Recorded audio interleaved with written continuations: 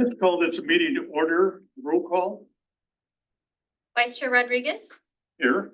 Committee Member Gomes, Here. Committee Member Chapman, Here. Committee Member Molina. Here. Thank you. We have a quorum. Yes. With members of the public identify yourself. Dan Metz.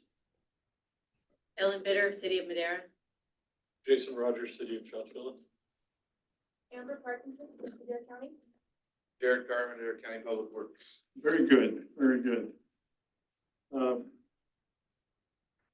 Pledge of allegiance, please. Please stand. Ready? I Pledge allegiance to the flag of the United States of America and to the republic for which it stands, one nation, under God, indivisible, with liberty and justice for all.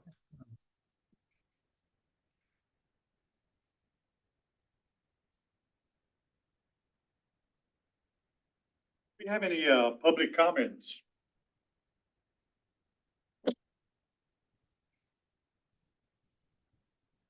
No public comments. Or review of Measure T program. Presentation will be by Troy Neal. Yes.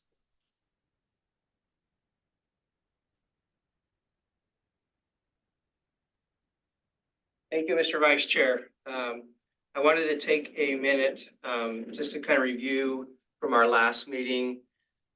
We have new members, and I wanted to just take a quick minute to review because we covered the whole Measure T program. We covered the Citizens Oversight Committee and some of the roles and responsibilities. So I just wanted to take a quick minute and just review some of that, refresh all of our memories of why we're even here, what is it that we're doing, what is the Measure T program. Thanks, Sandy.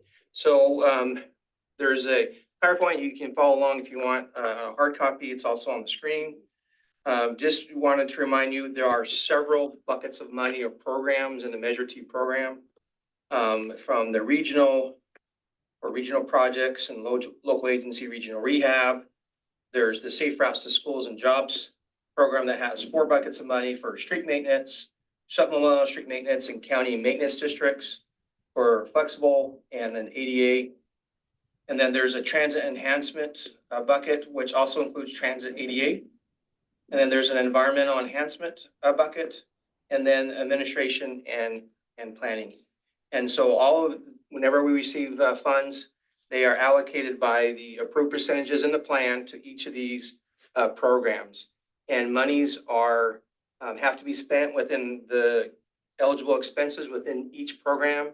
Any interest earned stays within those programs. And that's all the funds are tracked through those programs. So I just wanted to give a quick review of the Measure T, our 0.5% sales tax or half-cent sales tax in our county for transportation purposes. Just a reminder, we've had a sales tax measure since 1990. Our first one was Measure A for 15 years, and then now Measure T, which is 20-year measure. We're approaching the end of the life of the measure of 20 years. And then we talked about the Citizens Oversight Committee. So I just wanted to quickly review some of those things that we talked about to remind ourselves, to inform the public. So it's part of the purpose to inform the public to ensure that the measure funding program revenues and expenditures are spent as promised. They are correct. It was created to provide increased level of accountability. We have 7 members of the board. We currently have 2 vacancies. We have 5 at the moment, but 1 for each district and 2 at large. Part of what they do is the Oversight Committee will be to receive, review, inspect, and recommend action as far on any type of reports or studies and plans from responsible agencies. And so today you're going to hear updates from our local agencies on how they're using Measure T, and it will give you opportunity to ask any questions about projects or programs or how they're using their money. We're going to hear presentations from auditors today on their audits that they completed, and feel free to ask questions about those audits. Just to remind you, those are, we'll cover more what those audits are when we get to that item later in the agenda.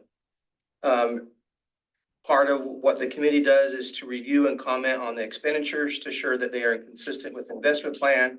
And then, once you've done all these things, receive testimony, review documents, that the committee has the responsibility of issuing an annual formal report to either they concur with the findings and the audits that all the revenues and expenditures were done as the plan indicated or not, right? And that is something that's on the agenda as well today that the committee will talk about. We did provide a sample draft based upon that's similar to previous years. But this committee, the committee members can decide to put whatever they want, whatever they think is appropriate. And so there'll be some discussion on that. I also wanted to provide a little bit of a timeline of how the audits are completed and then also our meetings. So typically, we've met in August of each year for our meetings to go over the audits and to issue the annual report. So let's back up a little bit. So June 30th of each year is the end of the fiscal year. And then within the 6 or 7 months, the Transportation Authority audit is completed. And then the 3 agency compliance audits are typically have been completed by June of the basically a year later. And then in August, we have typically have met as the committee has met to review those, to receive testimony, and then to issue their report. A few years ago, one of the committee members suggested that we meet twice a year to receive updates, and so that the meetings weren't as long and not try to pack it all in one. And so the last few years, we've met twice a year, and on the other meeting is primarily just updates about the program and projects and opportunity to ask questions. For for today, the committee is going to consider issuing an annual report for fiscal year 21-22. And so there's been some obvious questions of why the delay? Why is it taking us so long? That's typically hasn't been the case. In an effort to try to get the audit sooner, we changed the methodology of how the audits were to be completed. And so there was some issues in auditor capacity to get all of the audits done. So it caused a several month delay in completing all of those 4 audits that are required. The authority audit was completed on time, as it normally does, but some of the agency compliance audits were completed later. And so the last one that was completed was in November, and thus we're meeting in January now to consider the report, annual report. Online with us, when we get to that item, are the auditors that worked on those compliance audits, the authority audit, as well as the 3 agency compliance audits. They will have a short presentation, and then they will be available to answer any questions you may have about their work that they did. That is all that I have at this point. Does anyone have any quick questions before we move forward on the agenda? Any questions from the board? I don't.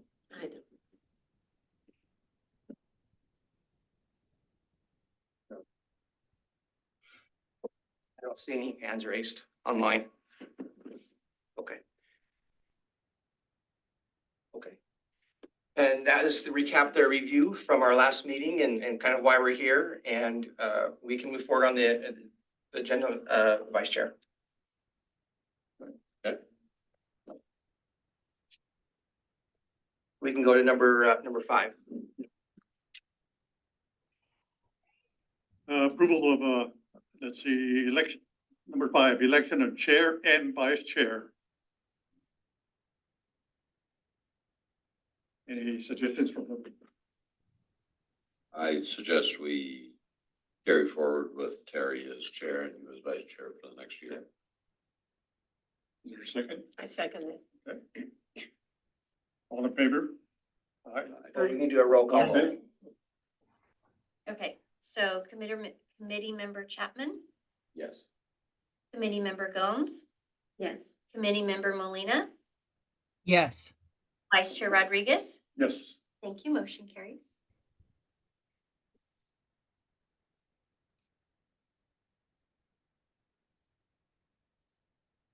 Move to number 6. Move to accept. We need to go to number 6. Pardon me? Number 6. Okay. Okay, number 6 is approval of minutes. Meetings April 12th, 2023. Yeah, there's April 12th and then the August 9th minutes. So there were 2 meetings. Okay. And August 9th, 2023 enclosed, yes.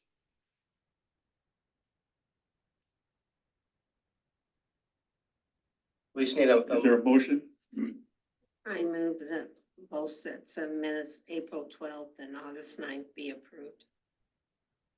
We have a second? I'll second. Committee Member Gomes, Yes. Committee Member Chapman, Yes. Committee Member Molina, Yes.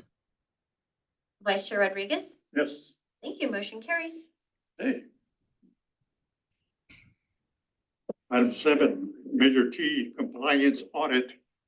Mr. McKeon. Yes, as I alluded to a little bit earlier, part of the work that is, the important work is done is to complete financial audits. These are typical done in government industries and government agencies to do these type of financial statement audits. We hire outside independent auditors that follow auditing standards to complete these audits. So these audits are not program reports. So you're not going to see a list of projects completed.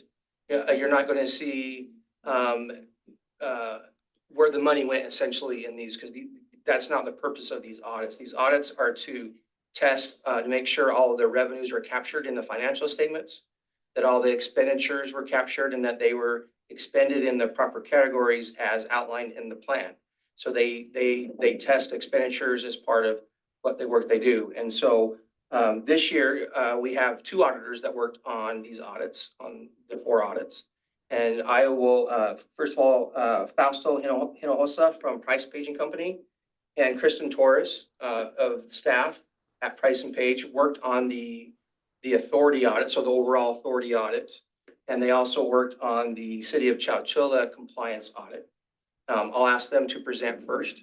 And then Andrew Roth from the Boone Group, hopefully I said that right, Andrew, worked on the compliance audits for the City of Madera and the County of Madera.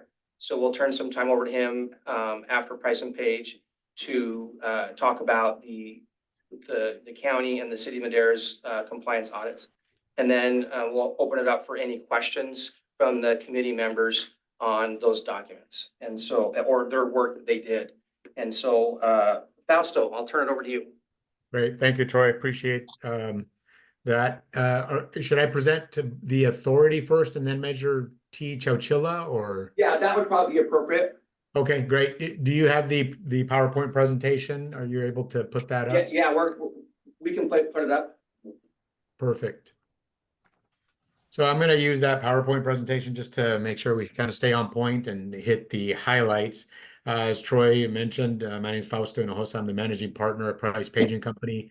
And joining me is Kristen Torres.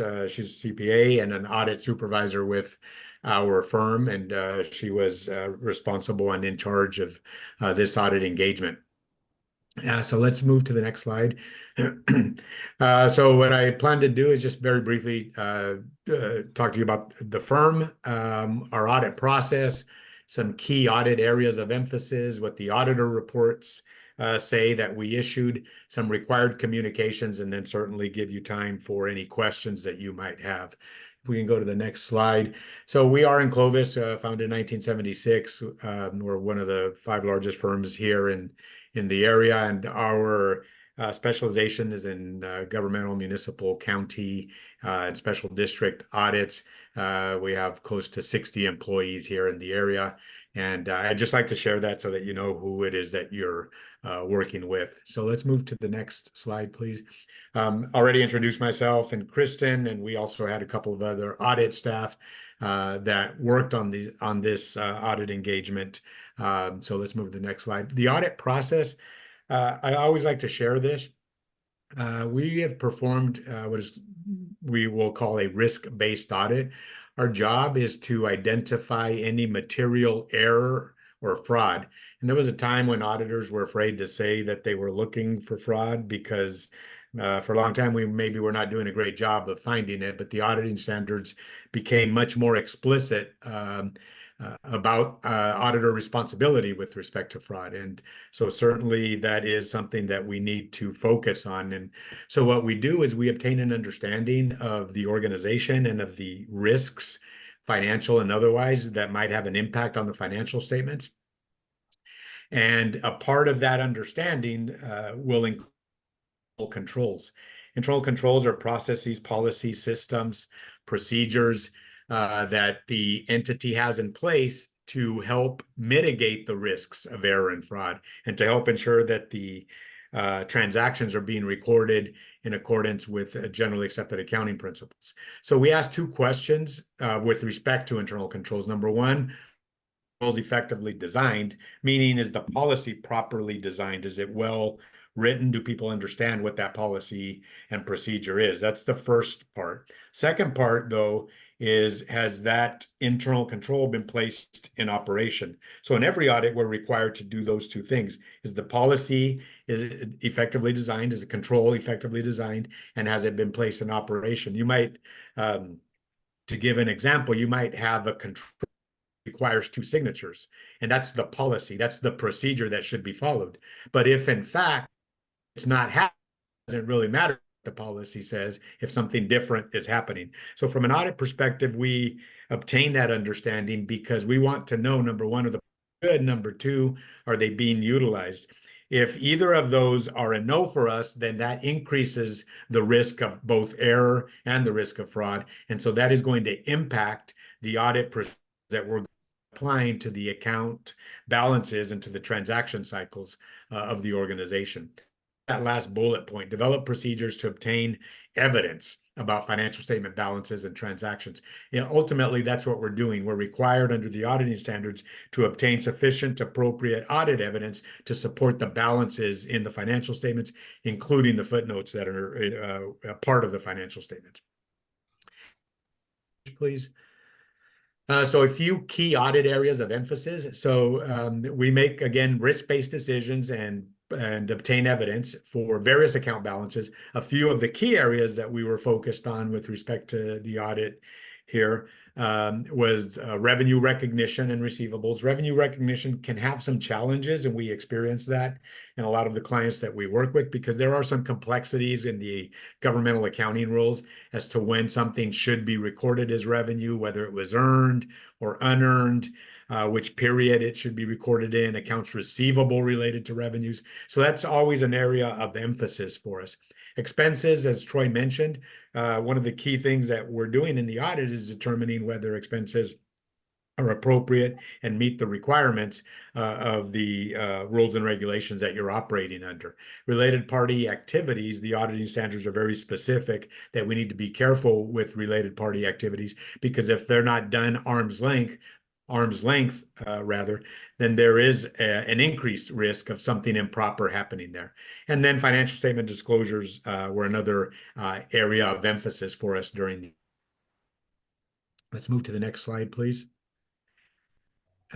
Yeah, so let's get to the auditor's reports. The audit was performed in accordance with the standards that are promulgated by the American Institute of CPAs and also by government auditing standards. Those are two separate sets of standards, both of which we must comply with when conducting your audit. And our opinion is that the financial statements are fairly presented in all material respects. That's an unmodified, or as I put in parentheses there, a clean opinion. And again, a clean opinion is not an opinion on the fiscal solvency, on how well the organization is doing. That's not what an audit opinion is or does or states. That audit opinion states that the financial statements, that the numbers that are included in the financial statements, along with the disclosures, are presented fairly in accordance with generally accepted accounting principles. So it gives you some assurance and reliability with respect to the numbers, and then you get to make decisions with respect to those numbers as to how you interpret them. Significant accounting policies were consistently applied. That's important in financial statements. You don't want policies changing from year to year because that might be manipulative with respect to revenues and expenses and those account balances. And then finally, our audit opinion also states that disclosures are properly reflected in the financial statements as required by generally accepted accounting principles. So let's move to the next slide, please. All we've done here is a very brief summary of the financial statements. The financial statements are a number of pages long, and so for this presentation, we've put together a summary. So you can see that the organization had over $12 million of assets, current liabilities of 1.6 million, long-term liabilities of 6 million, for a net position of 4.6 million, which is basically assets minus liabilities equal net position. You might think of it as net worth. Revenues for the $8 million and expenses were almost 6 million. So there was a net change to the good of just over $2 million. Let's go to the next slide. And so this is some of those same numbers, but now presented by fund. And I'm not going to get into an accounting class here about the difference between what we call government-wide financials and fund financials. Suffice it to say that the numbers that we were just looking at were government-wide. These numbers are on a fund basis. So that's why you have a column for your general fund and then a column for your capital projects fund. And so in your general fund, you can see there are $2 million of assets, almost the same amount in liabilities. So that fund basically is at a break even, and that's how it operates, and that's what you should see. In that capital fund, you'll see that you've accumulated assets, and that makes sense, right? Because you need assets there for some of the capital projects that you're going to be funding. And revenues and expenses were about equal, so you had a small net change to the positive of $143,000. So let's go to the next slide. The government auditing standards report. I said that the audit was done in accordance with two sets of standards, the AICPA standards, and we've issued that report on the financial statements, and then separately government auditing standards. The government auditing standards report has two sections, one on internal control and one on compliance. So the internal control section is where we are required to identify any significant deficiencies or material weaknesses in that internal control structure. And so I'm pleased to report that there were no control deficiencies identified, which is what you should expect. That is not always the case. Sometimes we identify deficiencies in that internal control structure, and we will report those to you, but there were none here in this year's audit. Also, compliance is a separate section in that government auditing standards report. And from an audit perspective, we're not lawyers. We're not legally trained. But if we identify non-compliance with a law or regulation that might impact the financial statements, think about a grant, for example, that has a lot of compliance requirements. If we identify some non-compliance that we think might impact the financial statements, then we're required to disclose that to you. But as we've pointed out here, we did not identify any instances of non-compliance. Let's go to the next slide. So some other required communications, the AICPA says that all of these bullet points are things that we should communicate with those charged with governance. And that is your group, your body. You are charged with governance of this entity. And so we're required to communicate these things. There were no significant policy changes. There were actually no significant estimates in the financial statements, no disclosures that we thought were particularly sensitive, no difficulties encountered in performing the audit. All of our requests for financial information, all of our inquiries to Troy and to anybody else that we worked with at the organization were responded to in a timely fashion. All information was provided, and so we had no difficulties in performing the audit. Also, there were no significant audit adjustments and no disagreements with management about accounting policies or practices or numbers in the financial statements. No fraud or illegal acts were identified through our audit procedures. And with respect to significant risks, were required as of 2 years ago, or maybe it was just as of last year, to report to you and to make you aware of the most significant risks that we're focused when we are performing our audits. And the risks that we're focused on, number one is management override. That is one that is written into the auditing standards. Very specifically, the auditing standards tell us to be on alert for management override of processes, of controls, et cetera. And you might understand that that would be a significant risk if management overrides some internal control process, because there would be an increased risk of fraud in that case. So that's a risk that was included in our audit, that we incorporated audit procedures to ensure that we addressed that risk. We've already talked about improper revenue recognition as a risk, and that is something that we focused on as well. And we added fraudulent disbursements in audits of most of the audits that we do. We consider that a risk, and so we apply procedures to determine whether that has taken place. And as I've already shared the results of the audit, we did not identify any issues in any of those areas. So I think that might have been the last slide. Let's go to the next one, which might just be questions. So yeah, I think this is it. If there are any questions for us, then we're glad to answer those now. And also would like to let you know that you can reach out to us at any time, not just now, but throughout the year, if you have any questions or concerns with respect to the audit work that we're doing, or concerns with respect to any of the financial matters, because we would incorporate those into our audit risk assessment process. We have a question from the audience.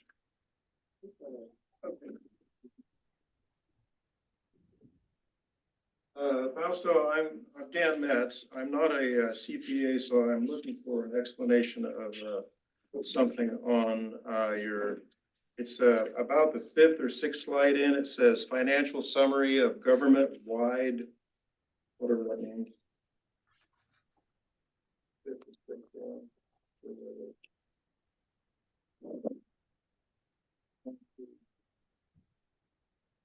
Oh, the next slide, one more. Next one. This one probably, sir. That one. I'm curious about the revenues, $8 million. I see on the sales tax receipts. Can you explain that? Yeah. Okay, thanks. Yeah. Here, I'll help you, Fausto. Thank you. This is this audit was for the Transportation Authority, and so the only revenues that we recognize are the ones that the authority has control over.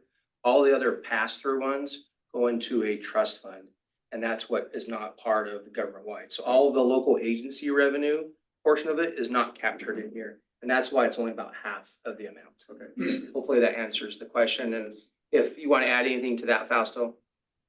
No, that's a good explanation, Troy. Thanks for that. And in the bound financials that the committee members have, and that Troy has, that trust fund activity is included there. So those numbers are included there. We did it here on this slide.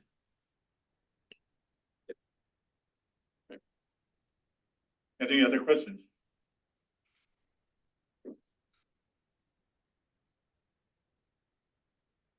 See any hand raised?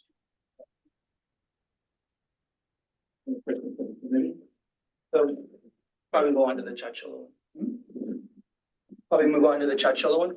Okay, great. Yeah. So let's go to the next slide. So the agenda will be the same. The engagement team's the same. Already talked about audit process, but here, let's take one step back.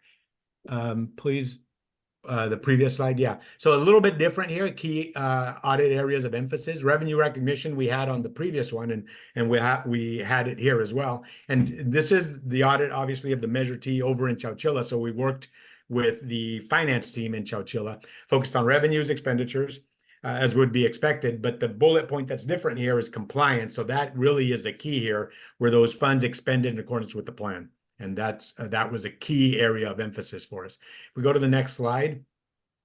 So the results here, again, audit performed in accordance with AICPA and government auditing standards, financial statements fairly in all material respects. So you have another clean opinion here with respect to Measure T, or rather the city of Chowchilla has a clean opinion here with respect to their use of Measure T funds.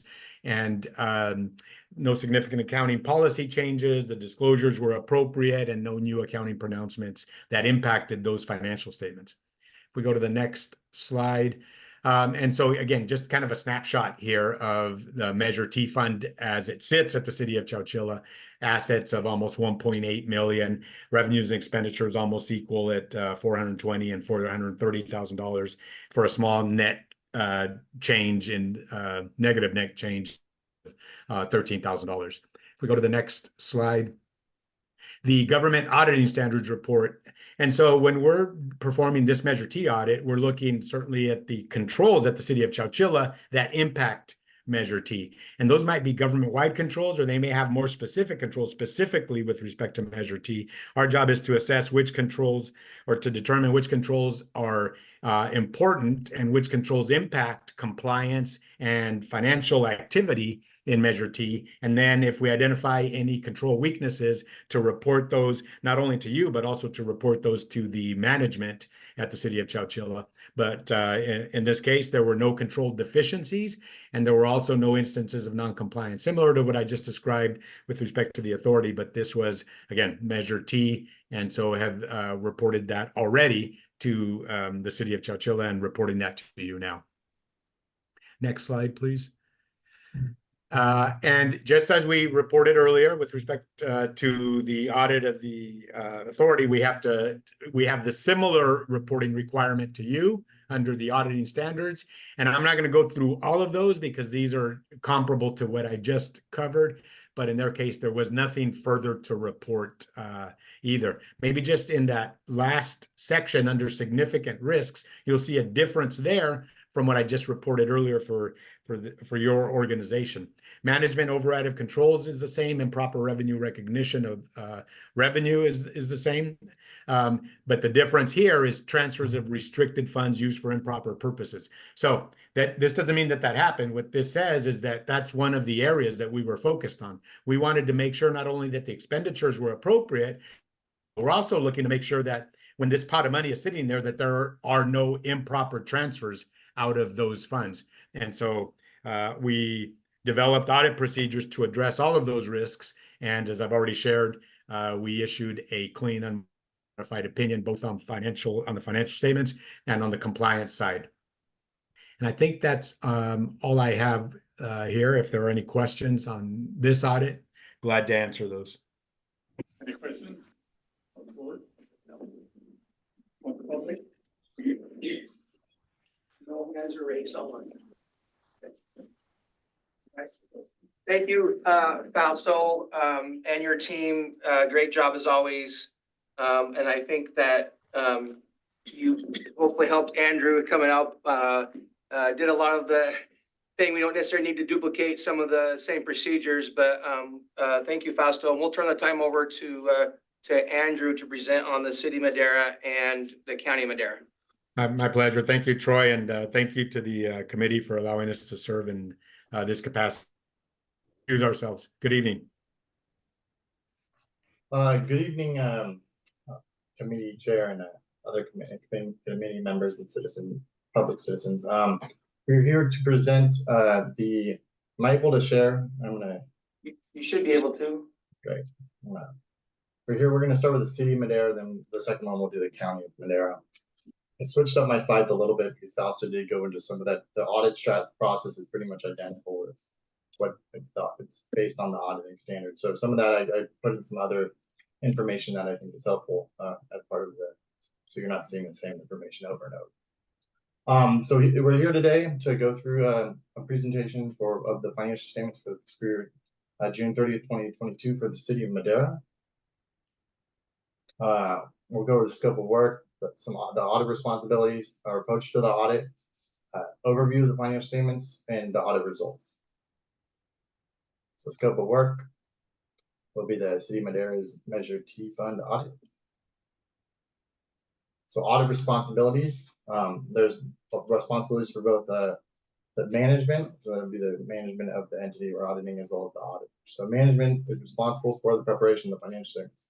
Management is responsible to present financial statements in accordance with accounting principles generally accepted in the United States of America.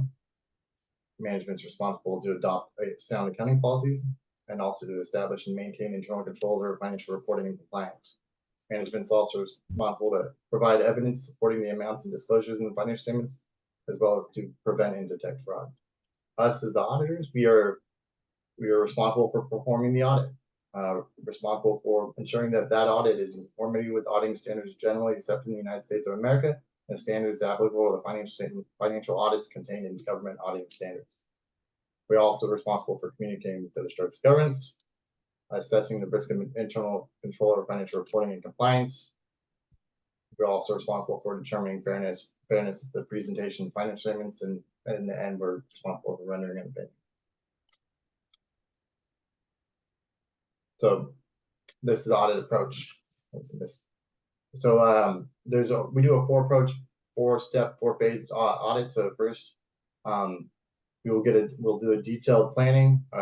So we'll get with the entity. We've been the auditors for Madera for a few years, so we kind of have a baseline, but we're first year auditors for the county of Madera. So kind of you go in and interview the city, look at policies and procedures, any kind of rules and regulations, and get an understanding.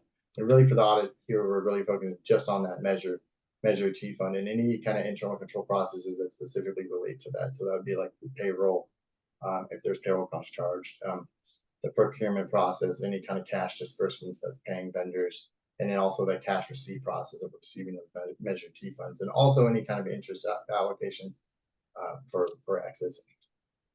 So phase 2, that's when we're going to do that risk-based review of internal controls over systems and compliance. As part of that Measure T audit, we did a mix. We did internal control and compliance. So we did test the controls on the processes that were in place over the compliance, and for audits, there was no findings.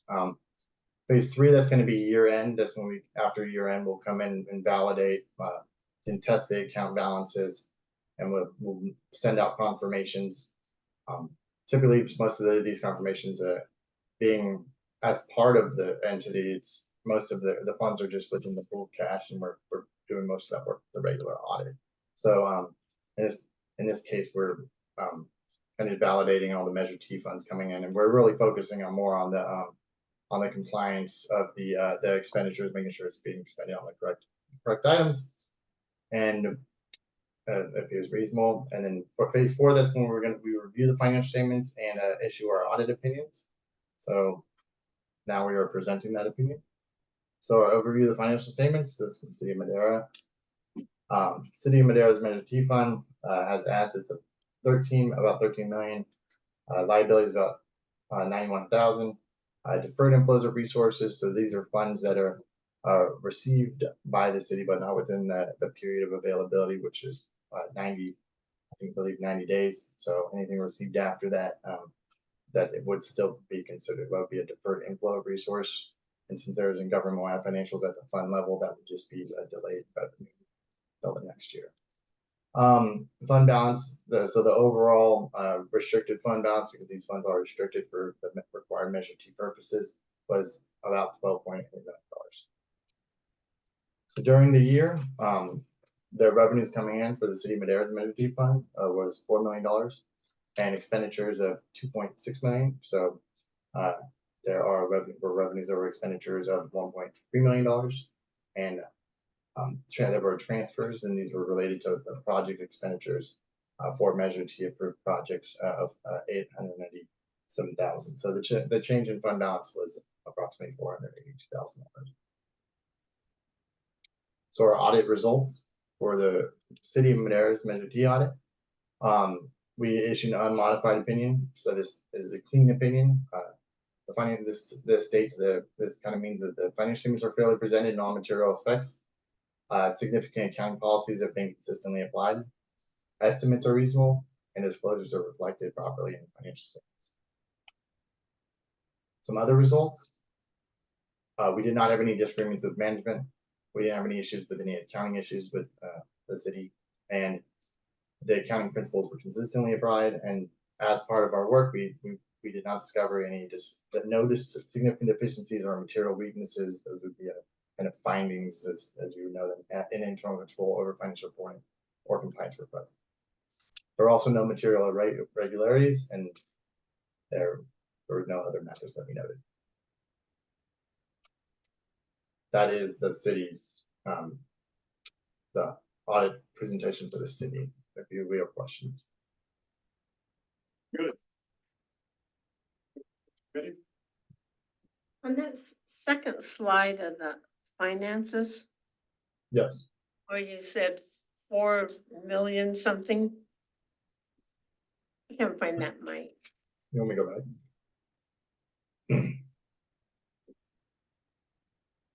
Yeah. I'm not seeing those. Is that not on? Was that? Hold on. Was that? I was looking at.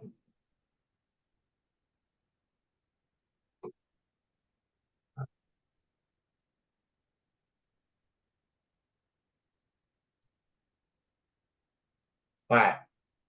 Oh, good. I think I got the 2 minute slides mixed up. So we're gonna go back over to the presentation. All right. So City of Madera, the revenues was 3 point.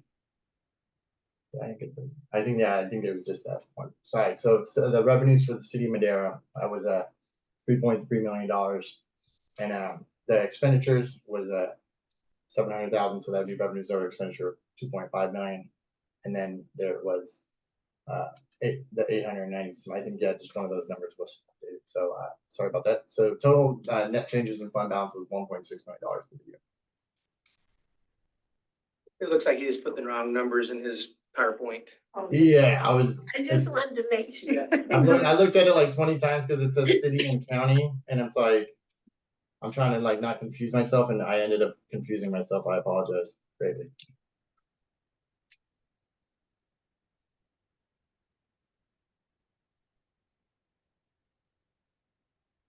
So do we have any questions aside from that mistakes or other? The number of the report's right. This- Not seeing any Any hands other raised. questions? Not seeing any hands raised online. So you have them go on to the county. Mhm. Are we ready for the county? Yes.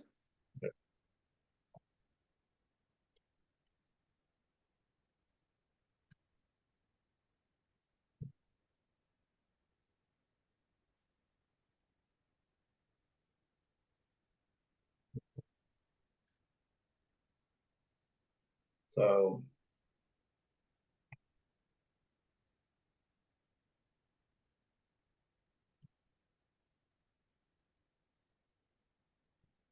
skipping, we will go through some of the earlier slides quicker because we have already kind of them. So County of the Madera, the audit for fiscal year ending June 30th, 2022. So scope of work for this audit was the county's Measure T fund, the County of Madera, and there are audit responsibilities, which we have discussed before. So there's management and auditors' responsibilities as part of the audit. We won't go over that again. Approach to the audit, we do have the 4-phase approach, and we did do pretty similar. Being the county, the detailed planning, since we didn't do the regular audit, we kind of got an understanding of all the general same things you would do as an entire, if you did a whole city audit or county audit, but more focused on just things that would affect specifically the measure T. So you would not, there's other areas, but yeah, we did do an internal control and compliance work on the measure T for the county, and as also there was no findings or any issues noted. So we'll go over the finding statements. So the asks of the county was $17,438,000, and the liabilities was about 1.2 million. And then the deferred flows of resources, as I stated, that's funds outside of your availability period, which is at 90 days. Typically, the excess payment is within that 90 days. So most usually that's the 5th payment of the year is typically it's included as deferred inflow of resources at the fund level. So the ending fund balance for the year for the county was at 15.5 million. Alright, so the changes in fund balance for, should have wrote county at the top, so you say, alright, so $4 million was the revenues of the county. And the expenditures were 2.6 million, so the change in fund balance at that fund level was $1.3 million. So our audit results, the audit of the county of Madera's Measure T fund was an unmodified meeting. The states that financial statements are fairly presented in all material specs. Significant accounting policies have been consistently applied. The estimates are reasonable and disclosures are reflected properly in financial statements. And other results, we didn't have any disagreements with management. There were no accounting issues noted. Accounting principles were consistently applied. No significant deficiencies or material weaknesses in internal controls or financial reporting or compliance were noted during the audit. No material irregularities were discovered, and there was no other noted. So, in opinion, no internal control issues. That was the presentation for the county.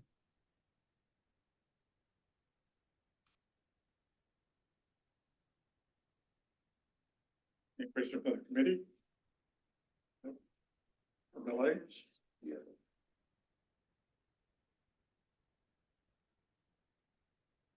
Dan Metz again.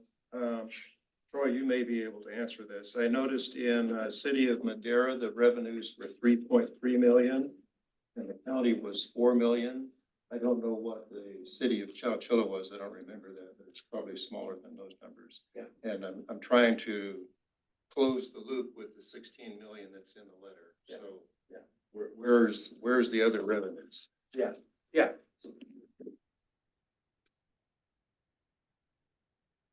if you add up each entity, the authority, county, city of Madera, and Chowchilla, that's where you get to the same, you'll get the roughly 16 million, the rounded number of revenues. Because that's, we got $16 million in revenues, and part of it went to the authority and the other went to the agency. So it should add up. Okay. Yeah. Good. And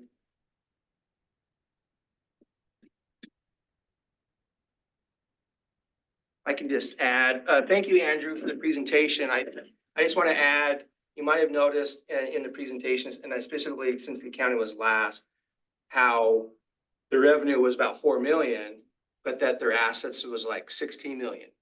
Well, what that tells you is they have several years worth of revenues on the books as of June 2022. And I'll just speak on behalf of the county. Jared can add this if you want, but over the last year and a half, I know the county has spent quite a significant amount of money on projects in the last year and a half. And so what you'll probably see going forward is that number starting to come down, especially as we get to the end of the measure and we're delivering more projects. And so it's not uncommon to see higher balances because they're holding money for projects. Projects take a while. And so I just wanted to point that out. If you see that, like, why do they have such a high fund balance and only get so much? Is sometimes they're holding it for a bigger project coming up. And I know that the county, and I'm assuming the city, has larger projects that they've been spending money on the last year and a half. So the upcoming reports in the for the upcoming fiscal years, we'll probably see the balance starting to come down. Thank you. So I think that's something to point out. So thank you, Andrew, and thank you, Fausto. I think between the both of them, they did an excellent job describing the audit process, who's responsible for what, and how they go about their work, and what they're looking for, what they test, what they're concerned about, what the risks are, and then how they work with us. And, you know, we as staff, whether either at the authority or at the agencies, we have responsibilities too, with presenting all that. So I think they did an excellent job. I just wanted to thank them for their efforts and for their presentation. And so I thought it was pretty thorough. So I'll bring it back. You know, if there's no other questions, we can move forward. Okay. You got the next one, Troy. Number 9, regional update. Oh, it's me, huh? Oh, actually, we're number 8. Okay, Lori? Local agency, right?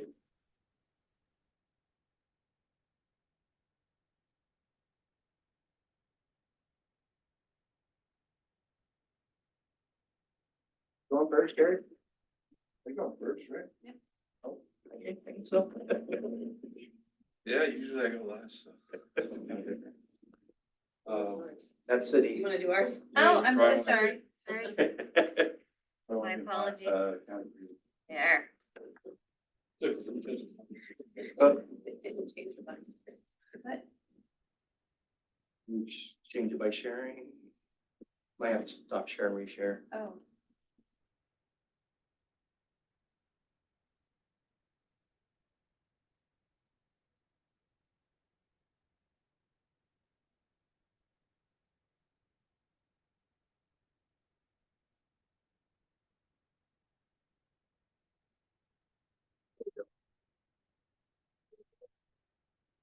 Good evening, everybody. I'm Jared Carter. I'm with Madera County Public Works, Deputy Public Works Director.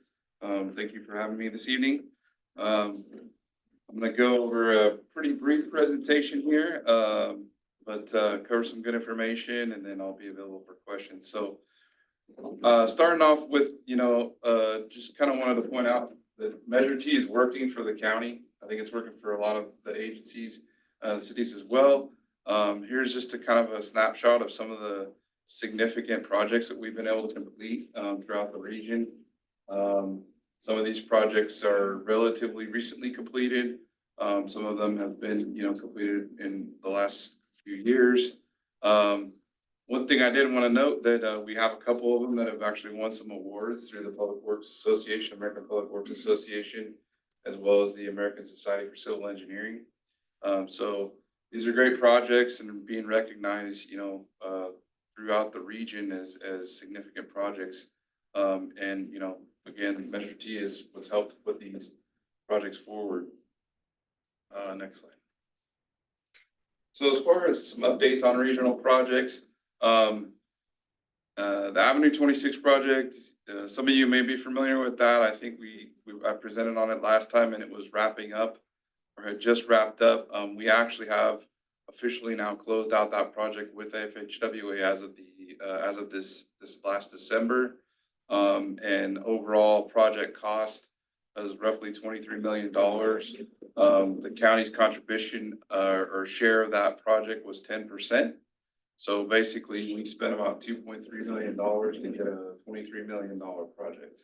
Which I think is a pretty good leverage of funding, which is definitely an asset or valuable thing to have when it comes to having Measure T. Next slide. Road 200 Phase 3 bridge. I think the last update I gave on this was it was in construction. It is now complete and open to the public. We are still going through the final closeout of this project. So we don't have all the final numbers on it. But it's, roughly in the neighborhood of $18 million. You can see their contribution. And this was a project that both the MCTC or the authority regional funding was applied towards, as well as the county's share in our regional program. Again, this is one of the projects that won an award and finishes out the about a 6-mile segment, I believe, of Road 200 with this Phase 3 project. And you kind of see on the lower left what this bridge looked like before. It was very narrow and kind of at a skewed angle. So we were able to realign and straighten out the road and put in a larger bridge to more safely accommodate the traffic. Next slide. This is a project that is in our expenditure plan, Avenue 25 Bridge, Ashland. This is west of the city of Chowchilla, one of the major east-west routes out of Chowchilla. This project is in construction.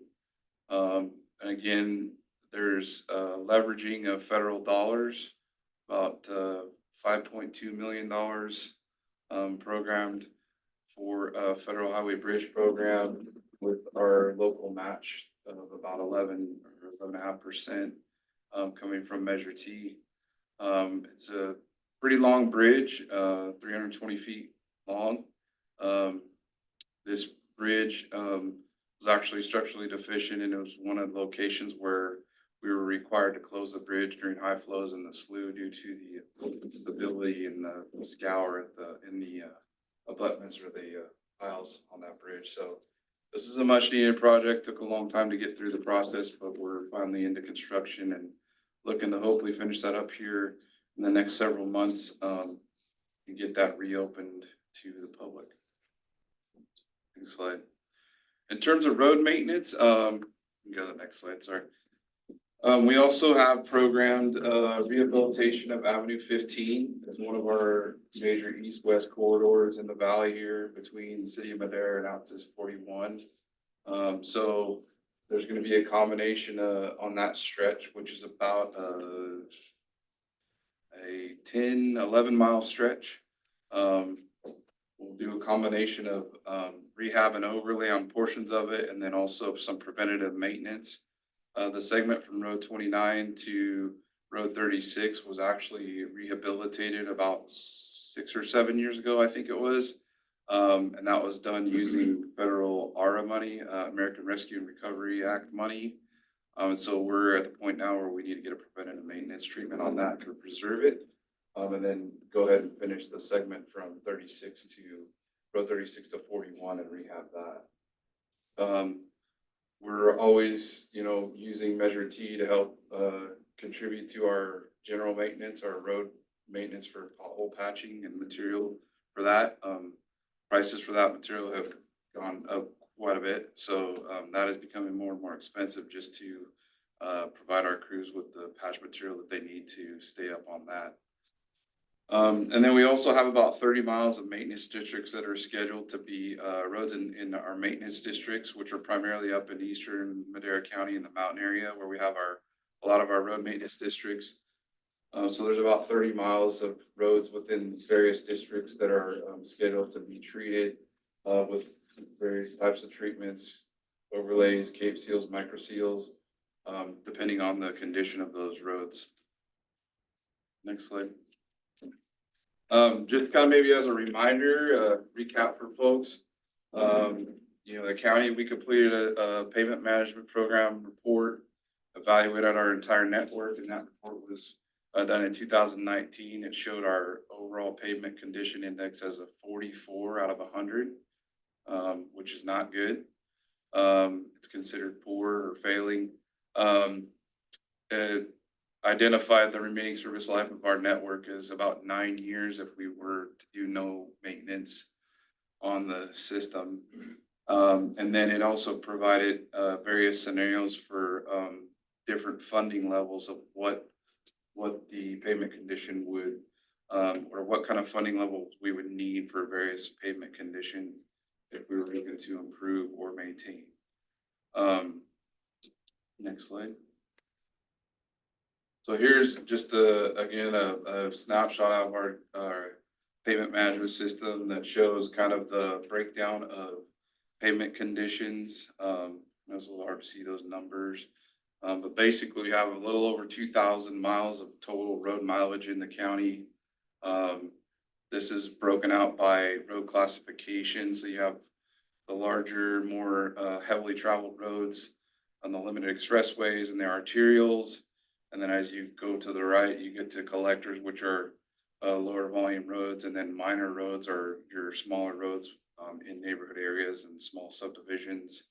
And then the far right is the mileage that's in our total mileage in our maintenance district. So those are non-county maintained roads that are maintained under maintenance districts that take have an assessment for their road maintenance. Next slide. We also have 162 bridges in the county that we are responsible for maintaining. The average sufficiency rating you see there is 78. When they fall below 50, they qualify for federal funding through the Highway Bridge Program. So the project I showed earlier, Avenue 25, is one of those bridges that was under the 50 rating. And so we were able to apply for that funding.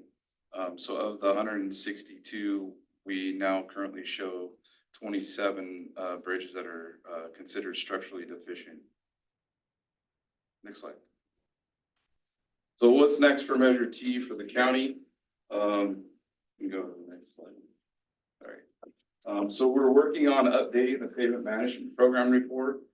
We've had a consultant who's completed the assessment and basically gone out and driven all the roads and collected the data on the pavement conditions. And we're preparing the report that will present those results to show us where we're at in terms of pavement conditions. And the primary reason we do that, generally folks do it about every 5 years. And really we know that some of the, locations where we've done treatments and we know that we've done improvements will increase in pavement condition because we've rehabbed those. What we don't know is what the real condition of some of the roads that haven't been treated are. Generally speaking, there's a pavement curve that kind of calculates what the condition will, how the rate of deterioration will go, but it's not always accurate. And so by collecting the actual data assessment of the conditions will give us a better picture of that and then help, understand where we are in terms of pavement condition and what kind of funding levels we would need for either maintaining the current conditions or improving conditions. And of course, we'll continue to leverage other sources. As I mentioned in some of these projects, we're able to bring in some pretty significant dollars from state and federal funds by having Measure T available as a match source,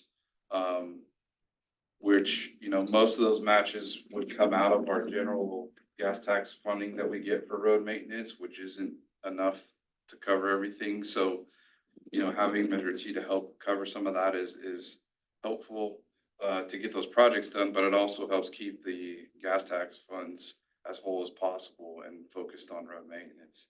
And then we're continuing to explore cost-saving techniques. We've done several projects for using a full depth reclamation process, which basically use material in place that's existing on the road and grinds it up and reuses it rather than taking it away, taking it out, hauling it off and bringing in new stuff. There's a lot of different processes and technologies that have become more popular. The cold in place recycling is one that works really well. We did a project up in the town of Oakhurst using that process, and we were able to basically redo a segment of road in a matter of a couple of days. And it was very efficient and pretty impressive too with all the equipment. But it was a great project. It's probably one of the nicest roads in town right now. And as far as considering what we're looking at moving forward, at this point with 2026 not too far away, we're going to have to look at what we can reasonably fund with Measure T or budget for use of Measure T. As Troy explained, sometimes it takes several years to build up enough money to get a project done. And projects take a long time. They could take several years to complete. So not having a reliable, for sure source in Measure T is something that we have to consider. And then the other issue, as I probably shared before, and you've probably heard maybe, is just the fact that we have declining gas tax revenues because of electric vehicles and these alternative fuel vehicles that are now becoming mandated by the state. So, we've seen a decline for people who are choosing to use electric vehicles and making that choice with mandates and that, basically moving in that direction. It's only a matter of time before the gas tax is not a source that can be used for road maintenance. And that's something that's actually being looked at the state level. There's a lot of different pilot programs and studies being done for alternative revenue sources and how to come up with that. You may have heard some of them, the road user charge and vehicle mile, type scenarios where you pay for how many miles you drive. So, but there's a lot of different things that come with that, which I'm not fully versed in at this point, but we do know that they're looking at that. But where they land on that, how that looks for everybody is still something that's not completely sure at this point. So. I think that's all I have. Yeah. I'm available for any questions. I did have one question, on your report on the bridges, Yeah. the one bridge that's functionally obsolete, is that the Avenue 25 bridge? I don't think it is. I don't know which one it is exactly. I mean, I could get you that if you want to know. Uh, they, they've actually, I think they've actually moved, there's been some changes in the way that they rate the bridge, evaluations. So they've changed the way that they've looked at some of those things. And so, we've had a change in our bridges where we, at one point maybe had a lot more that would qualify for federal funding. Now they don't because of some of the ways that they're evaluating and looking at them. But the state does all the inspections of all the bridges. It's through Caltrans Structures Maintenance and Investigations. They do the inspections for all bridges and then provide the reports and the ratings to the agency. So if you had one functionally obsolete, it's gonna get prioritized in Caltrans funding, right? Not always. There's a lot of other factors that go into it. If it's functionally obsolete, but it's, No way traffic. up north of Raymond and, No one ever goes 800 there. or way the heck up there in the hills with no traffic, that may not meet, the criteria for them to fund it, so. Yeah. I was gonna say, is there a list of the bridges, like 210 and Longo, where it's on the list? We have a list of all the bridges, yes. We actually did just submit, can't remember the number, I think it's 25 or 30 applications. The Federal Highway Bridge Program has been way oversubscribed for many years. With the, I guess if you call it the infusion of the Infrastructure and Jobs Act funding that did come into the bridge program, that did help and has opened up some, ability for agencies to apply. How much they will be, giving out and how that looks, we're not sure because there hasn't been an opportunity to apply for that funding for quite some time. But we saw the window had opened and we put in everything we could. We actually got emails back from Caltrans saying, "Are you guys crazy? Why are you putting all these in here?" But we told them we're going to put them all in. If you're going to kick them out and you want to prioritize them, we'll work with you on that. But we're not going to miss the opportunity to get that in the program. The other thing is there's, a lot of that funding that did get pushed into a lot of these programs, specifically the bridge program. Most of that money, a good chunk of that money actually went to pay back other agencies who had paid for their projects ahead, move forward with them because they couldn't get the funding. It's a program called Advanced Construction. And basically you can apply for the funding and get approved for it. But if they don't have the money, they'll allow you to move forward with the project if you have another funding source to pay for it now. And then you could come back and get paid back from the program. So there was quite a few projects that were in that position with the bridge program. And that's where most of the funding went, was to pay back those agencies who did those projects because they had already been approved for that funding. And so they're just now getting around to figuring out, okay, we think they've paid most of them back and now they're looking at, okay, what do we got left that other people can come after? And that's why it's been opened up, so. So what website or where can I get that list? We don't have the list published, but there is a national bridge inventory, and I could get you a link to that. It's on the Caltrans website, actually. I could send that out. April had a question. Hi, can you hear me? Yeah. So my understanding is that Measure T funding is kind of spread out to different areas. And if the gas tax with the mandates and everything is kind of fizzled away, and there seems to be a lot of negativity throughout the public towards Measure T, if it's not renewed, then what happens to the money that's sitting in there? And if it's not enough for a project, does that make sense? I'm just kind of looking at the bigger picture. I'm still learning all of this. This was a lot of information to read. And I'm just kind of trying to get the larger scope of if we lose the gas tax and if we lose Measure T, then we're going to lose grant funding too, right? Because sometimes you have to have a sales tax for grants, like, and then we only have 9 years left. Great question. Yeah, Measure T, sunsets in 2027, as of right now. So we have about 3 years left of collection on that tax. So per the rules, per the ordinance, and per the regulations, if it was not ever renewed, then the authority would stay in operation for 2 additional years after the sunset date to ensure that, funds and projects that were planned and programmed are moving forward. And then after that date, the authority would then do an agreement with the local agencies that they then have the responsibility to ensure that they spend those funds on projects within those categories. And so what will happen, April, is you'll see projects that maybe will only have a few dollars of Measure T, but they're primarily funded with other sources. But if gas tax goes away and Measure T's goes away, we're in a world of hurt.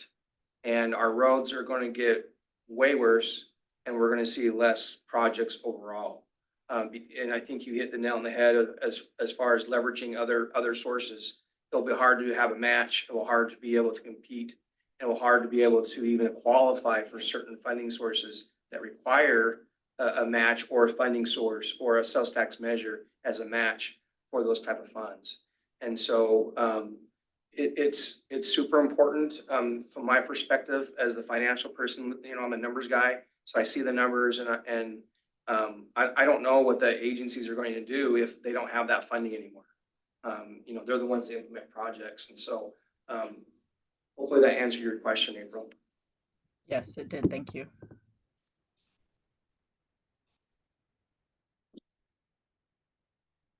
Question. And you can probably just stay up there, Jerry. Okay. Probably answer it. I noticed that you said the average PCI for the county is 44.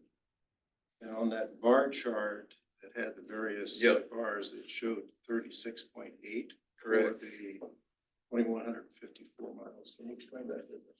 Yeah, so the difference is the 44 is from the study when it was done in 2019. The current pavement graph that I showed you is actually the existing pavement condition. Right. So it has gone down, which makes sense because if you've read the report, and I know you have read the report, it was identifying that we need at least 16 million to keep it the same and far more to increase that number. So basically, and like I said, with the updated report, we'll have a new number, we'll have a new scenario that looks at, here's your existing PCI as it sits today, and what kind of funding do you need to maintain that? What kind of funding do you need to grow it to a higher number? And the state average, I think, is around 65 right now. We're pretty far below that.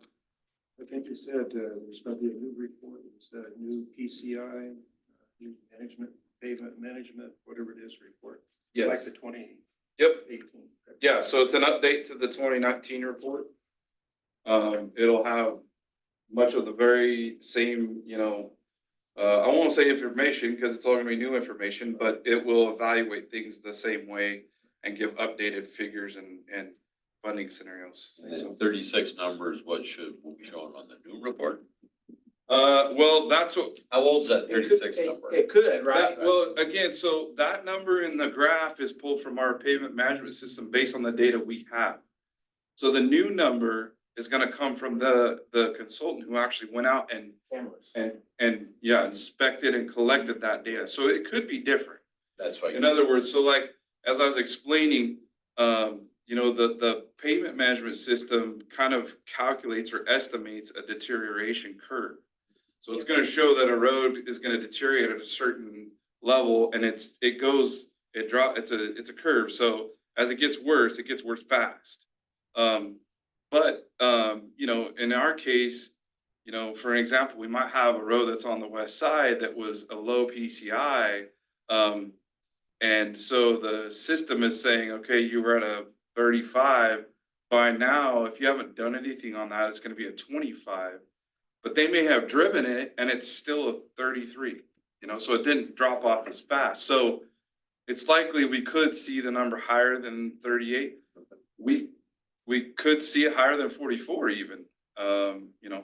That's the purpose of running that, is to get that true number rather than just look at the number in the payment management When do system. we expect those results? So they finished collecting all the data and they're preparing the report. Part of that process is we're gonna go in and look at, again, understanding how some of our roads have deteriorated at the rate and maybe not as fast as they were. There's what's called a decision tree in that program that basically says, look, if you have a pavement condition of this, here's the treatment you should give it at this point in time.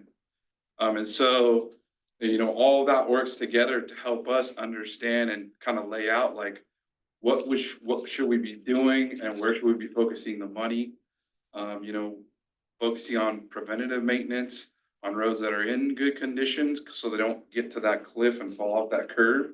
And other areas where we have those, yeah, Right. yep, I have one more question, sorry. sure. And the miles of non-maintenance roads, are you including the dirt road? Only if it's in a maintenance district. Only if it's in a maintenance district. So there are roads in the county that are private roads that are not. in a Not maintenance private, district. 210 is dirt from top of the hill down to Hidden Lakes Estate. Yeah, Is that road I don't considered? believe I think 210 is actually in the maintained mileage system. But they'll classify the type of road. I'm just asking if Yeah. those types are in. Mhm. I know when you go up the hill, that's considered a county road, but it's not maintained either on, what do they call that now? Do they call it Longo? I don't know what they named it. But across from basically my property where it goes up the hill, or like my Madera property between 15.5 and 15, Road 29.5. That technically is county, but you never seen, not a person on that because it's not a through road either. Yeah, I'm they're just not- wondering if those things are added into the numbers or not. Yeah, they're in there. And once we get the report, we can drill down and look at specific segments of the roads in the county, yeah. Quick question, the database with all of the segments of the road, are maintenance districts included in that segment, that spreadsheet? Yeah, I believe so. They're included in the mileage that's under evaluated. Okay, thank you.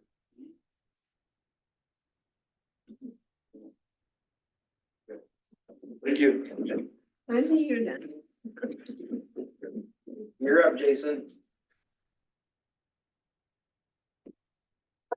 Good evening, everyone. Jason Rogers, Public Works Director, City of Sheffield.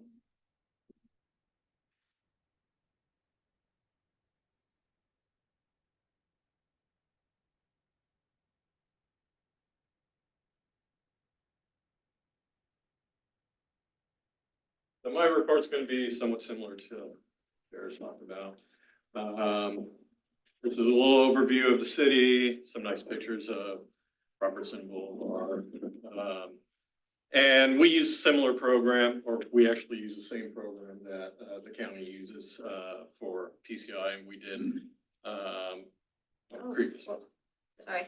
And we did our study around the same time as theirs. At the time, it identified our PCI as 65, which is about state average.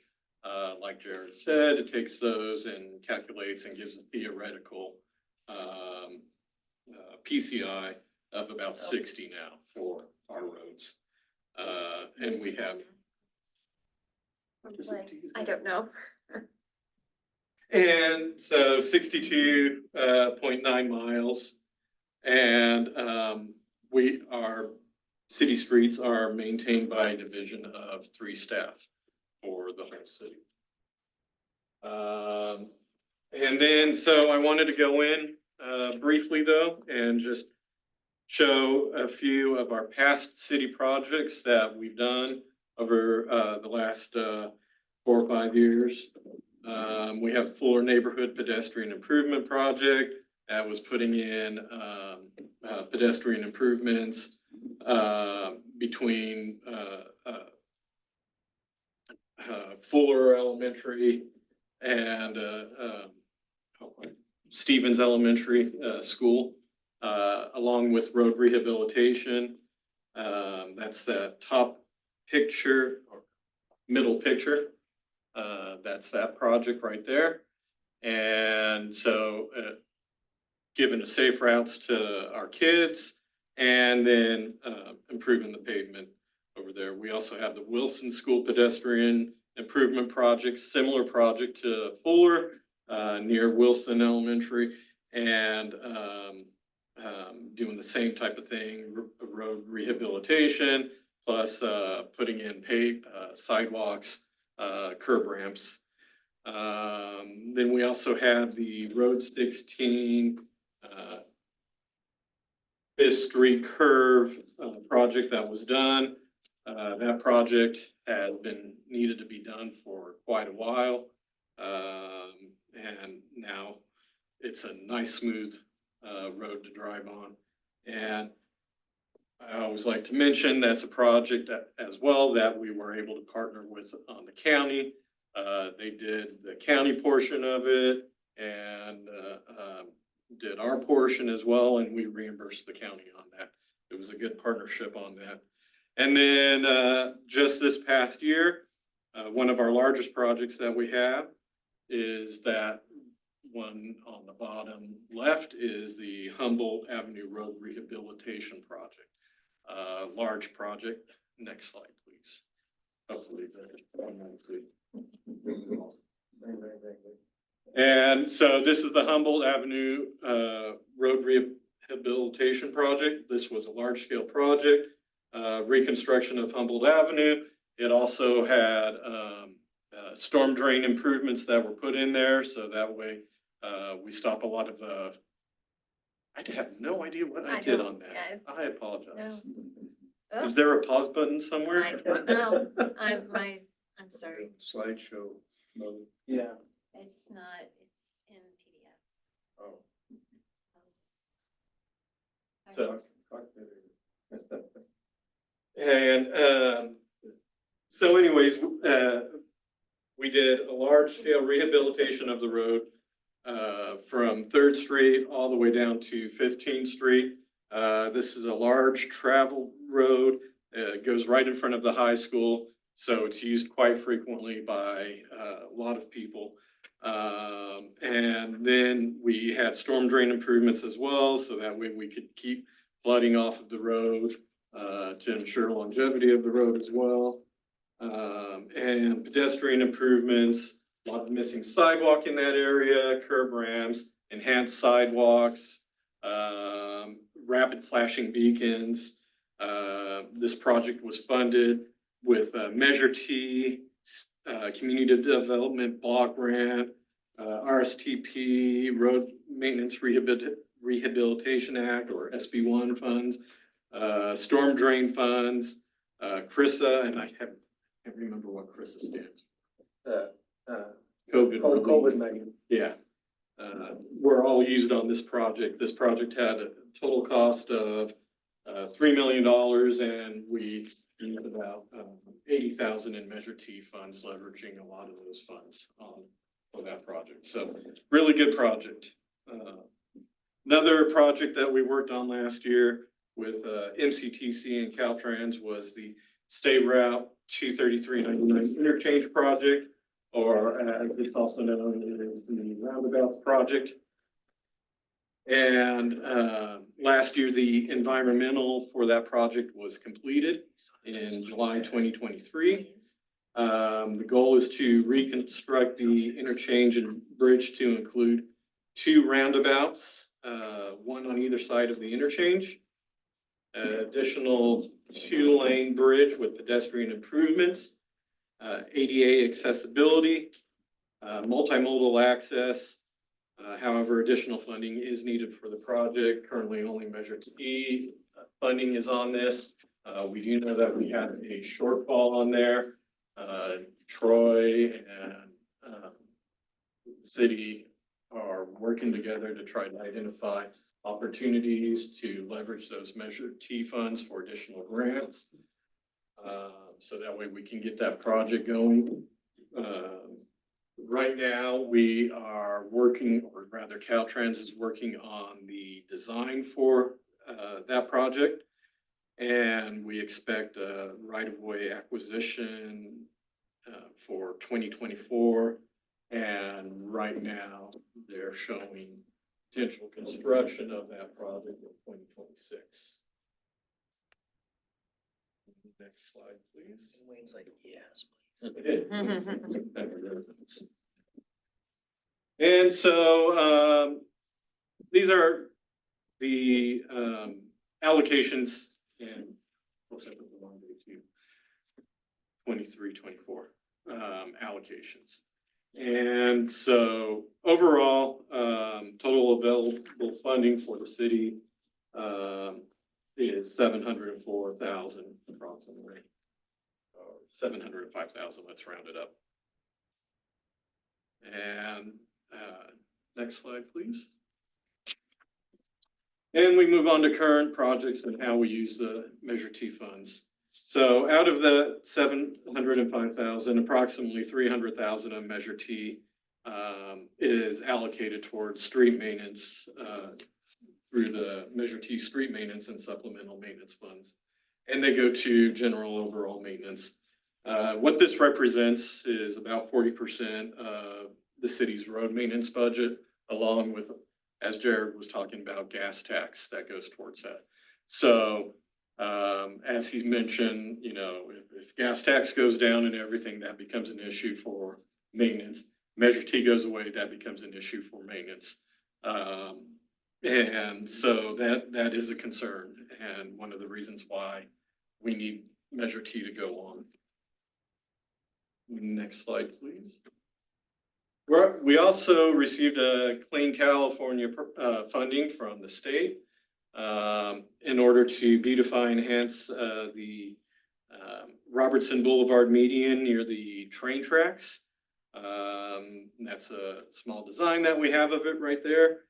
And to put bulb outs on Robertson Boulevard and enhance crosswalks, rapid flashing beacons, in order to make intersections safer and pedestrian crossing safer. We are planning on going out to bid by the end of this month. Total cost of the project is $1 million. We've identified some potential cost increases, and so we're expecting to use about $7,000 of Measure T ADA funds that we have into that project. Next slide. Next, we have the Chowchilla Boulevard reconstruction project. This is rehabilitation of Chowchilla Boulevard from Avenue 24 to 24 and a half.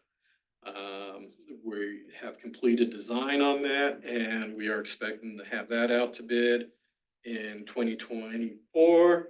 I believe that the project estimate is about $800,000 for that project, with about $400,000 of Measure T funds for construction of that. Next slide. We also have a highway safety improvement program project that we successfully applied for through the federal government. This is for various intersections to add intersection lighting, additional stop signs, other intersection warning regulatory signs, and crosswalks and rapid flashing beacons.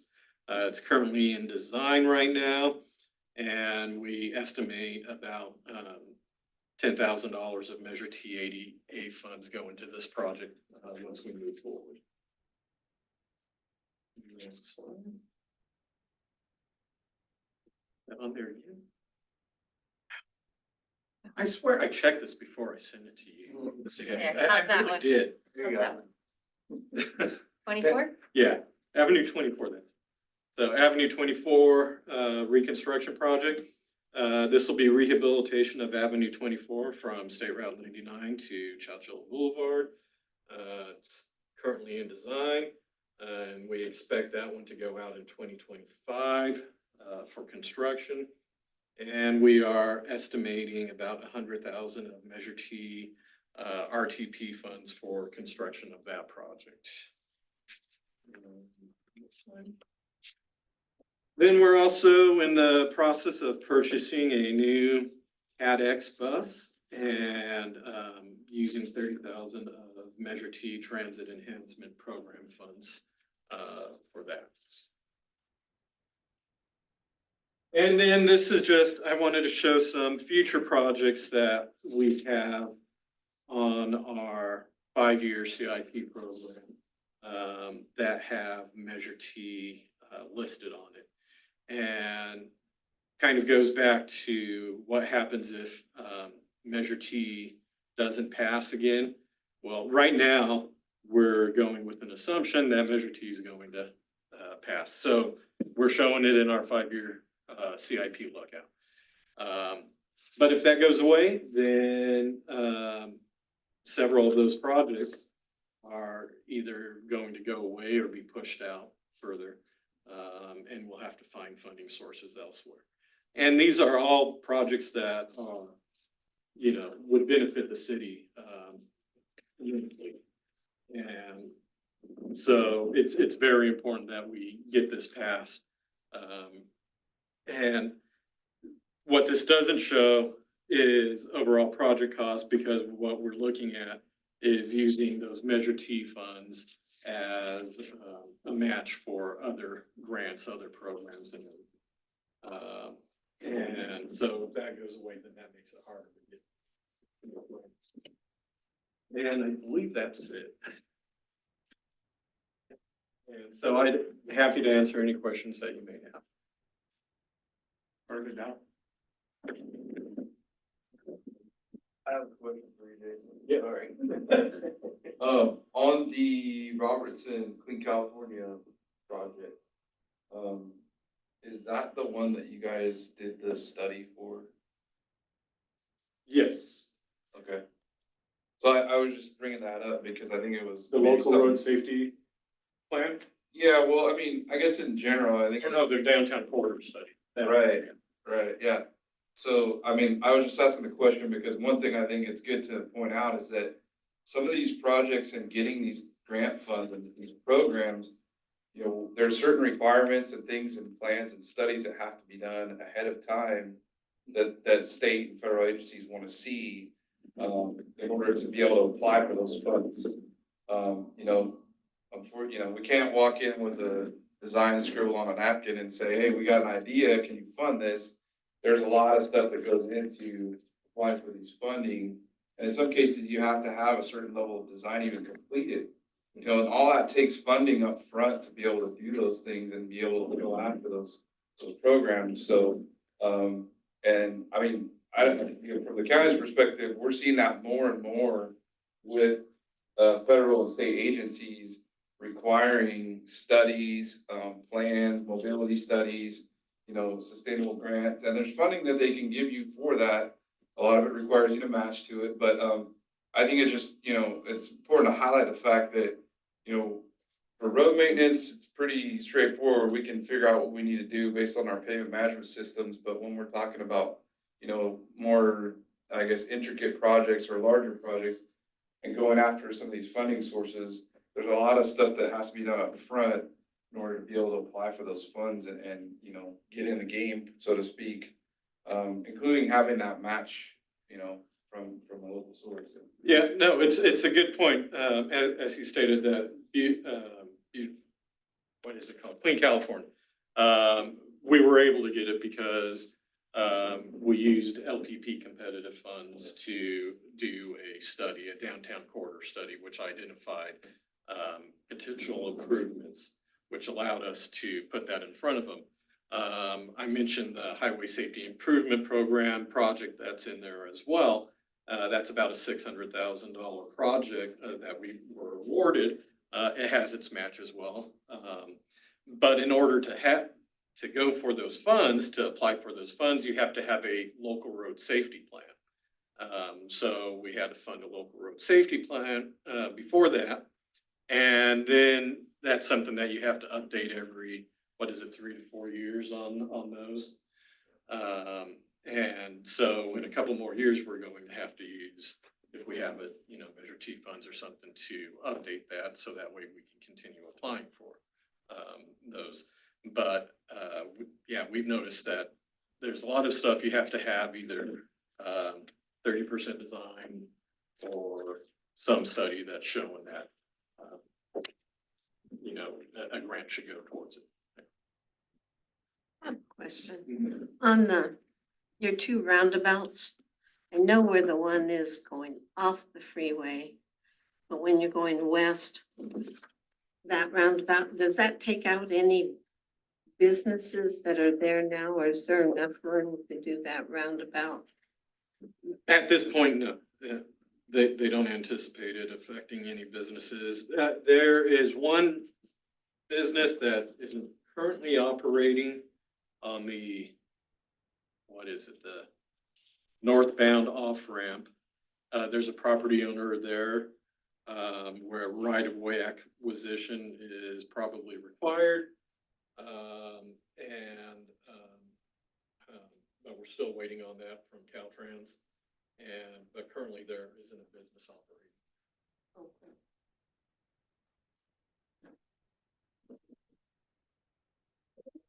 Okay. Jason? Sure, Alan. Hey. Good evening, everyone. My name is Ellen Bitter. I'm Deputy City Engineer for the City of Madera. And first of all, thank you for your time and your participation in this board. Hopefully you're getting as much out of this as you're getting paid for to be here. Cookies. Yeah. So our story is not very different from Chowchilla or the county.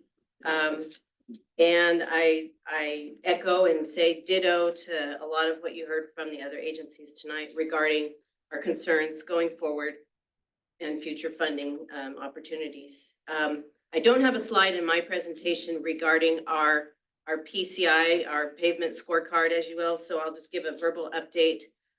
We did our study, it was a little older, in 2016. We only studied our collectors and arterials, and at that time, they were rated 68. We have been able to put some investments on it, but not the recommended treatment to maintain it at 68. So we do predict that it's probably closer to 60 now on our collectors and arterials.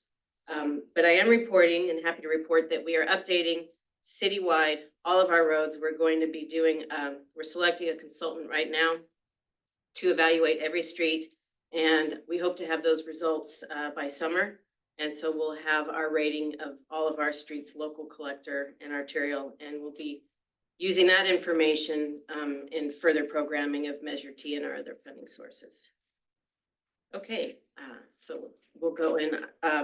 My presentation is the status of our programs and projects by the pots of money. We're allocated a certain amount based on population, and then there's subcategories, how we spend the money. So the first one is the commute corridors, farm to market, and that's the funding that's available for use on our collectors and arterial roads. Next slide. So one of the projects that we have been basically banking our Measure T funds and other funds for, as Troy alluded to, is the Olive Avenue widening project. It's currently a 2-lane roadway from Gateway Drive to Tozier Street. So it's a major east-west connector in the south side of town. We've got schools, and county is building a lot of new facilities out there along Tozier Road 28. And so this project will widen Olive Avenue to a typical standard arterial street with 4 lanes, median, curb gutter, sidewalk, bike lanes, and we have a couple traffic signals also going in. We split the project up into a couple phases. The current one, it's been stalled out for over a year. It's it's putting the utility poles underground. That in and of itself is a project, and so we coordinated with PG&E, telephone and cable company. Most of the work is done. We have one final connection for the railroad traffic signal cabinet, you know, their signal, it's what operates their emergency signal arms, and we have to convert their service, and we're having just some issues getting into their right of way to make that conversion. Once that's complete, the poles will be gone and the construction can follow. We have broken up the project further because we have a new park going in at Olive and Knox. So we're going to do the improvements at that location. It's a new traffic signal and road widening there. So hopefully they will be in at the same time as the park. And then the final phase will be the rest of the project, the full widening. So Measure T is funding a majority of the funding on this project, but we do utilize all of our sources. So there's some state and other local funds in this project as well. Next slide. The next slide is a pavement management or rehabilitation project on our collectors and arterials. This project has been on the books for since 21-22. This is a map of the locations that are going to be addressed. It's about 50% funded with Measure T and local funds. We are doing some catch up on our pavement maintenance projects, as you'll see on these slides. This is one of them. And then on the next slide is, Sandy, can you move it to the next? Oh, you got it. Another project that we have planned. So we're probably going to see a lot of work going on in the city all at once. This is, again, a project that's majority funding Measure T, but also some of the other funding sources that Chowchilla uses as well to partner with this. These are rehab strategies, overlays, or major seals to get another 15 to 20 years of life out of that pavement. Once we complete our pavement management study, we have capacity in the funding of these. I think we can add more streets to them. So we will be using that information to enhance these projects so we get more streets completed. Next slide. Another effort we're funding is we're doing a traffic study for the Almond Pine Stadium area. That's the area between Madera High and Madera South High School. And we have two other elementary schools right in there. So we're doing a corridor study and some affected intersections in that area to come up with recommendations for further improvements in that area because it's heavily congested.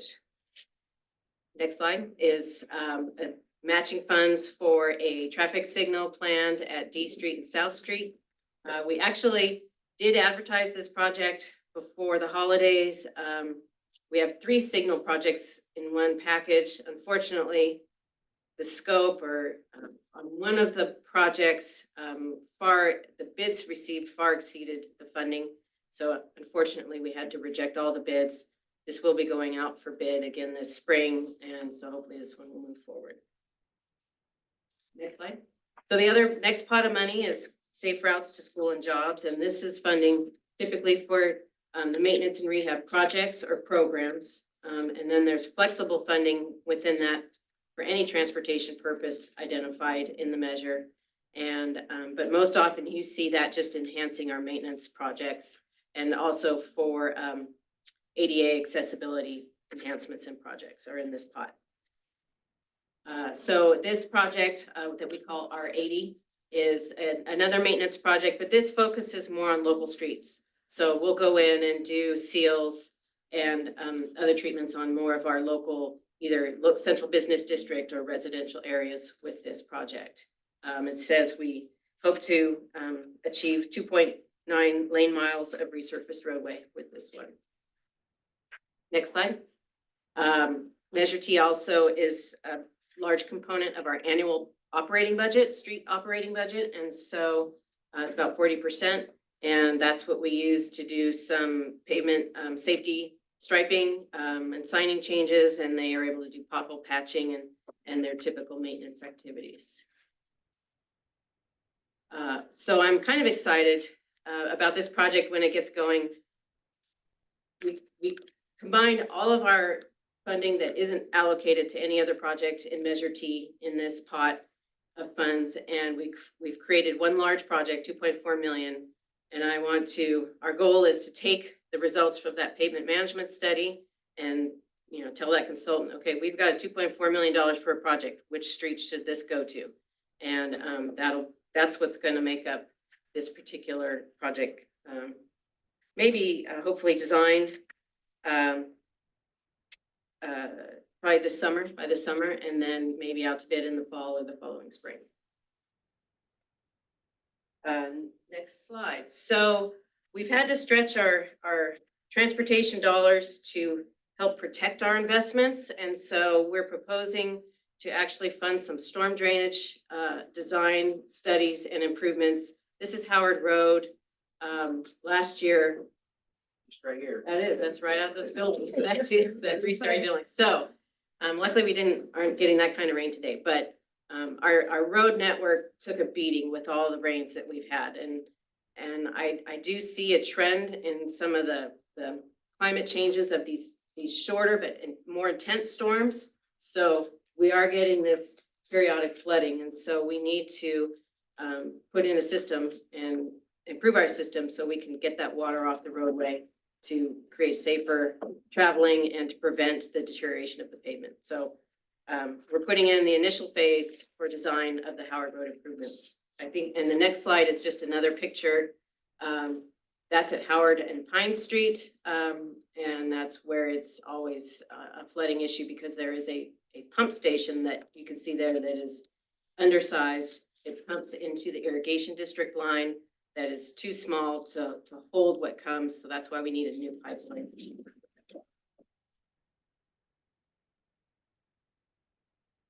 Also in this Safe Routes to School is a small pot of funds for accessibility improvements. And we're using these funds to enhance some sidewalk projects that we have planned. And the photos just kind of show an example of a before and after of what we do with these projects where we're putting in new ramps and sidewalks, focusing on school areas first and other areas with higher pedestrian traffic.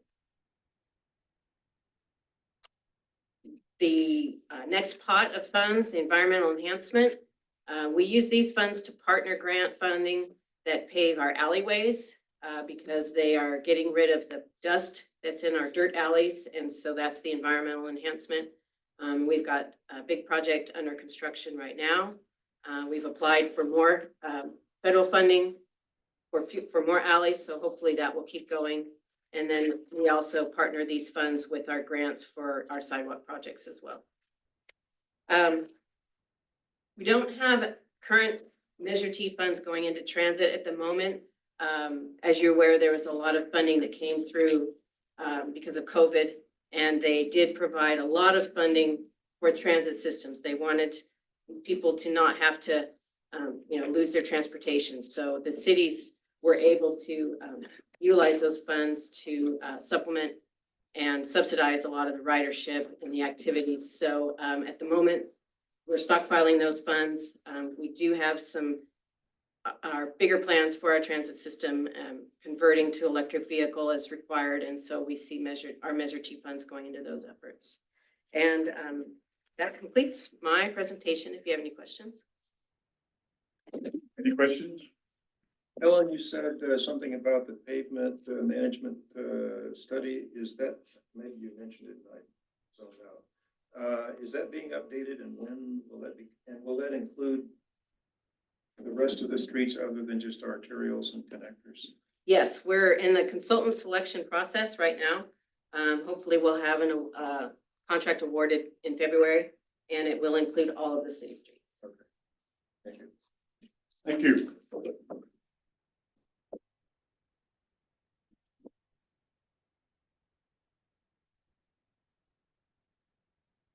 All right. Well, if we are done with the local, we'll do a quick regional update. And we're getting to the end here. It's a little bit longer. I know it's been a long meeting. We're almost there. Really quick regional update while Sandy's pulling that up. Sure that's here. The next slide. Okay. So you see there that leverage equals success. One of the biggest things, you've heard it a lot today and you've heard it a lot before. Measure T is really successful at trying to leverage. We have leveraged over $319 million to date in the beginning of the measure.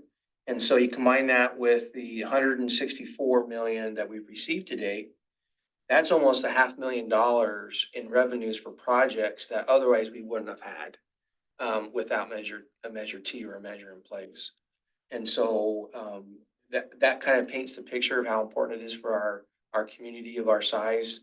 That's significant money to do what we need to do. It's not enough, as you hear, because we have lots of needs. But without it, our problems would be even way worse. We are projecting about 219 million by the end of the measure. As you know, we're in the last year of the measures, and the last year's, these are like our highest collection years based upon our forecast. And so we're expecting to receive significant money for the next 3 years based upon forecasting. In 22-23, our receipts were 16.2 million, which was about an increase of 539,000 from the prior year, and just over 8 million went to the local agencies. That's kind of our snapshot of where we're at for the whole program on the Measure T. The next slide, just some of the regional projects. Some of these were already discussed. The Road 200, that picture is the bridge there. And Jared had a way nicer aerial view. It's a really nice structure. I was able to be there for the ribbon cutting, and it's an exciting project for that community. As Jason from Chowchilla mentioned, one of the regional projects is the State Route 33 interchange improvements for those roundabouts. We're excited about that. We are still trying to get construction funding identified. We're hopeful, we're optimistic, we're trying. We're looking at all available sources and trying to get it funded in time to start that in the fiscal year 26-27. A project that will be coming online here real soon is State Route 99, widening from Avenue 7 to Avenue 12. And I mentioned this as some Measure T went into this project, very, very little. It's majority funded through state funds. But we did have a little bit of matching Measure T funds for a grant that helped pay for some of the right of way. This project will be starting after the bridge widening that's occurring right now on 99 that everyone drives and it backs up right there, and there's that pinch point there. And so what they're doing is they're replacing all those bridges, and as part of replacing that, and Jared can correct me if I'm wrong, is they're also doing the down payment and the widening while they're doing that. So in preparation to go from 2 lanes to 3 lanes in each direction, they'll get the facility big enough to do that. And then after that project is completed, they'll start the main line widening from Avenue 12 all the way down to Avenue 7, where it's currently 3 lanes. So that gap, so coming north on Avenue 7 where it bottlenecks, and then going south in bottlenecks, those hopefully by 2027, 2028, when it's all done. Yeah, we're still a little ways away, but when it's all done, it's going to be super nice for those of us that drive that section. And it should increase safety and goods movement, and it really excited about those projects. Also, we're expected to program 2 more City Madera projects under the regional program, Gateway and Cleveland Avenues. And stay tuned for more details to come on that in the near future as we look at wrapping up the regional program. Next slide. I want to talk a little bit about the renewal. We talked a lot about the importance of having Measure T. As you know, in our April meeting, we talked about how it didn't pass in 2022 and kind of what happened from there, and some of the information we got. And so based upon that feedback from all various sources, our board, directed staff to, look at reforming a new steering committee that's all from residents from our community. They have had 2 in-person meetings. They've had a bus tour that went through the whole parts of the county. And thank you to Jared for emceeing and talking on that tour and providing a lot of information to our steering committee members about different projects and he talked a lot about PCI and they got to see firsthand with their eyes some of the issues and some of the projects that were recently done. Our renewal website will be available soon, and on that website, the public will have the opportunity to provide input. And it's a great opportunity for our committee members to, as you speak with your community, your residents in your community, to share that website with them to say, hey, you want to have some comment or input on a potential renewal? Here's an opportunity to provide that through this website. We're hoping to have that going within the next month or less, working with our consultant. We are on schedule with our steering committee to have a draft renewal expenditure plan in April for consideration by our board. There's still a lot of work to be done. We're optimistic and hopeful that we'll have something in place to present to our board for consideration, to approve a plan that then could go to the board of supervisors to consider to place it on the ballot or not. So those are some decisions that still have to be made, and there's a process for all this. We have to have information to the elections office no later than first part of August, drop dead to make the election for November, if that's the decision. So we are under a timeline. There is a lot of work to do, but it is, we're optimistic and it is moving forward. So I just wanted to provide that update. I can answer any questions on any of that material that I just covered. Okay. Troy, can you explain what you mean by renewal expenditure plan? Expenditure plan. So part of if we go to renewal, we have to have some type of a expenditure plan is required by the code. And the renewal, those are my words that I'm using to distinguish between our current expenditure plan, we call it the investment plan, versus a potential renewal. If we were to renew it, what would that look like? And so that's where I'm referring to as a renewal plan. So it's percentages of the allocations to the various jurisdictions and percentages of allocations to the various programs. Yeah, it would have all that. It would have allocations, it would have implementing guidelines, it would have, I'm assuming we'd continue to have an oversight committee as part of that. All of that information would be in the plan.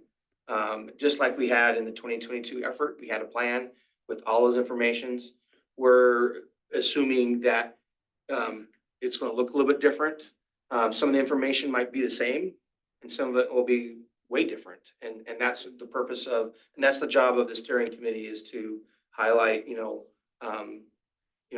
didn't pass, right? It didn't pass in 2022. What do we need to change to go out to the public again? And those decisions to go out still haven't been made. Those are made by the board of supervisors to put on the ballot.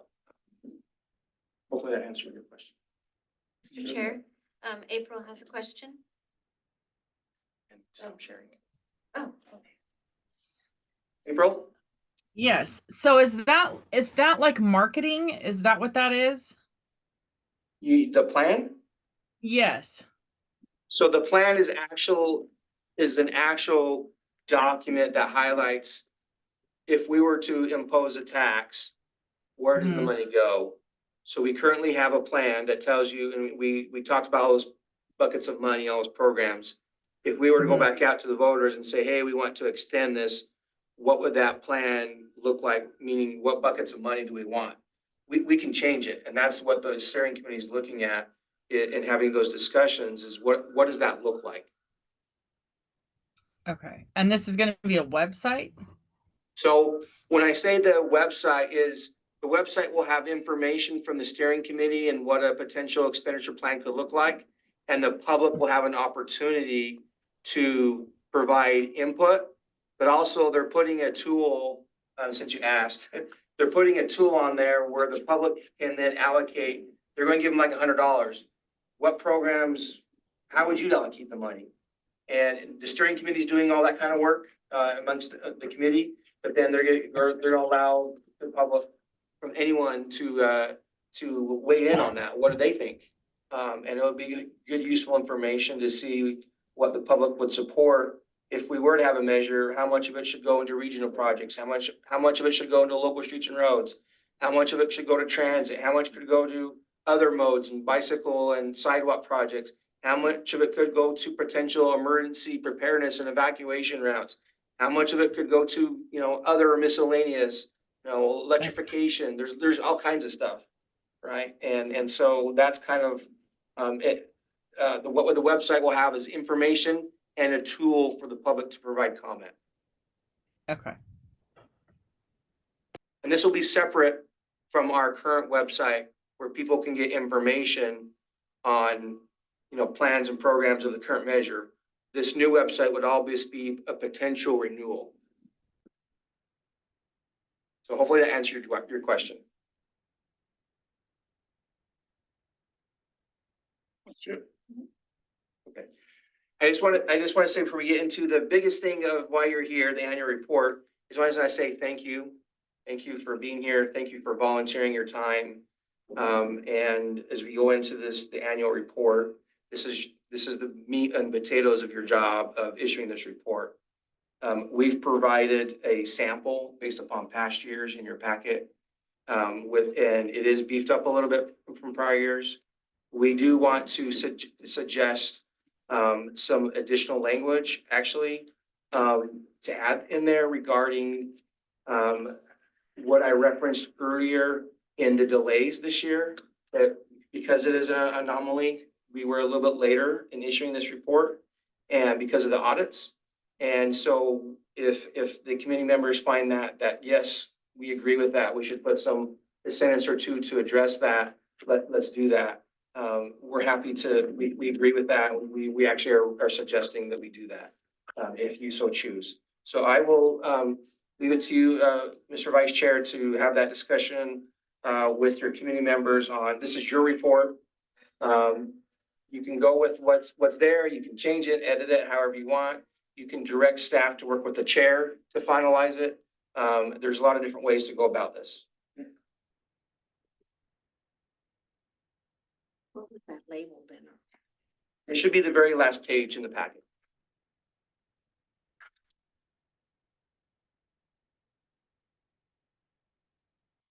It looks like this to the residents of Madera County. Yeah.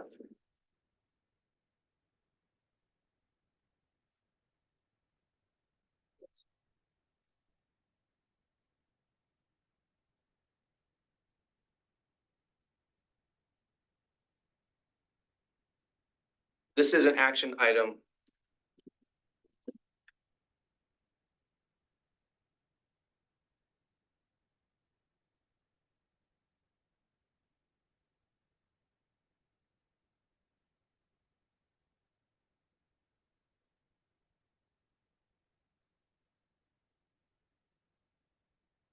You have a copy?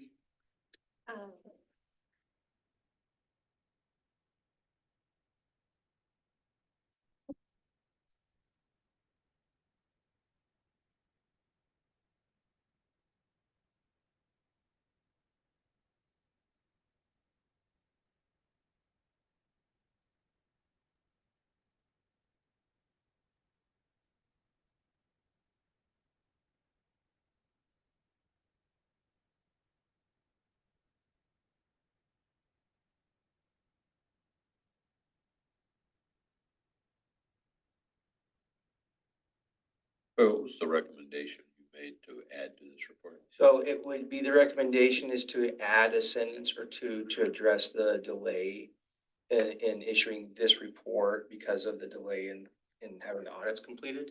Because it was an anomaly, it is different this year. I think it's wise to just address it head on, right? This is issued a little bit later, and we can add a language or a sentence or two regarding that. What would that look like? We recommend, how would that sound? So what you could do is part of the motion, say, hey, we approve the letter with these edits, and we direct staff to work with the chair to finalize the edits in there. And we can even, we can send it out to the whole group. Okay. That would be the motion. If you don't like any of this at all, the most important paragraph on here is one of the shortest ones. It's the third one. That's basically your report. If you agree with that, you had an opportunity to read the audits. You heard from the auditors today. This is your report. And so if there's a motion and approval to accept that, the rest of the letter can be edited as needed. Right. Some of that stuff is just helpful information. Useful information that doesn't have to be there, but it's helpful. The motion? Make a motion that we do approve this report for the residents of Madera County with questions. I have several comments to make about the letter. Whenever you want. So you can finish the motion, see if you have a second, and then you can ask for if there's any comments. Do we have a second? Or do you want to finish it? My motion to approve this letter to go to the residents of Madera County with a change addressing the expediency of the audit being completed and trying to put some kind of a system in place to make sure that it's not delayed in the future. I second. Okay. We go to public comment. Comment? Thank you very much, Dan Metz. I have a summary of the changes that I'm suggesting, if you would like the one-liners. Is that a handout or? It's a handout if you like it. Okay.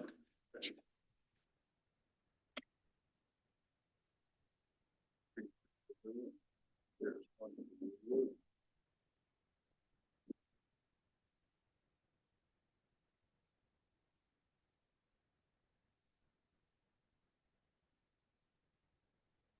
As Troy already mentioned, there are a lot of documents that say in MCTA documents that says the Citizens Oversight Committee is the accountability group for the MCTA and is charged with communicating with the public. There's a lot I can say about that, but I just want to focus on the letter this morning or this afternoon, this evening. I think the letter needs significant changes. As it is, it's not much more than a form letter from prior years with a few specifics inserted for this year. Troy and I discussed the reasons for the delay this morning and came up with some thoughts about changing the letter to cover that point. And I'd also like to point out that the Madera and Chowchilla audits were completed in April and Madera County in November. And I also noticed that the Madera County website, that Madera County compliance audit is not posted on the MCTA website. I know that's easy to take care of, but it's not there.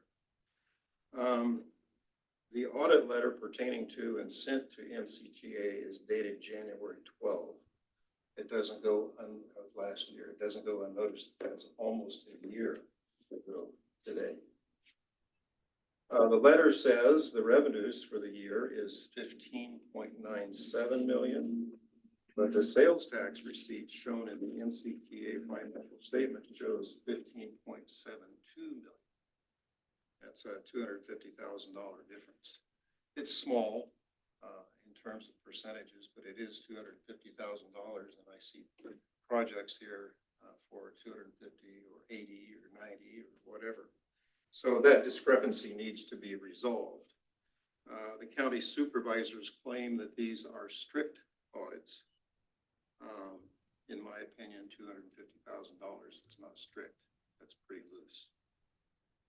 Of the nominal 16 million revenue noted, only 8.4 million is highlighted in the letter. There's some 3 million for regional and 5 million for something else. The remaining 7.6 million should be explained also. And the total 16 million should be explained in more detail, such as the top 10 or 15 projects or similar, and list the Measure T expenditures on those projects. This is an audit that goes to the public. And that's a question that I have in my mind. Where did the money go? Now, I know we say 8 million here and 6 million there, but it would be nice to have it in a letter format that comes from you folks. So I would think that it would be a good idea to list all of the projects, the big ones, and account for a big part of that $16 million. I'd also like to see how much is how much of that conforms to Measure T. To me, that means there should be a demonstrated comparison to actuals to the investment program, these percentages. I would think that would be a reasonable thing to add to the letter. I'd also like to see how much is spent individually on the various state routes as a part of your audit letter. Mr. Metz, you've Yes. met your 3 minutes, so it's up to the chair to extend time. You hear what she said? It's up to, he's taken his 3 minutes for public comments, so it's back to you, Chair, to grant a time extension for you. Well, extension of time. Okay, I'm almost done. you're done? I'm almost done. Okay, go ahead. So I presume that the 10 to 15 projects would be a reasonable number to add. And a minor audit would be to make sure you highlight the name of the chairman on the letter. Thank you very much. Thank you. How do we handle this? If you want, I can address some of these. If that's what the committee wants.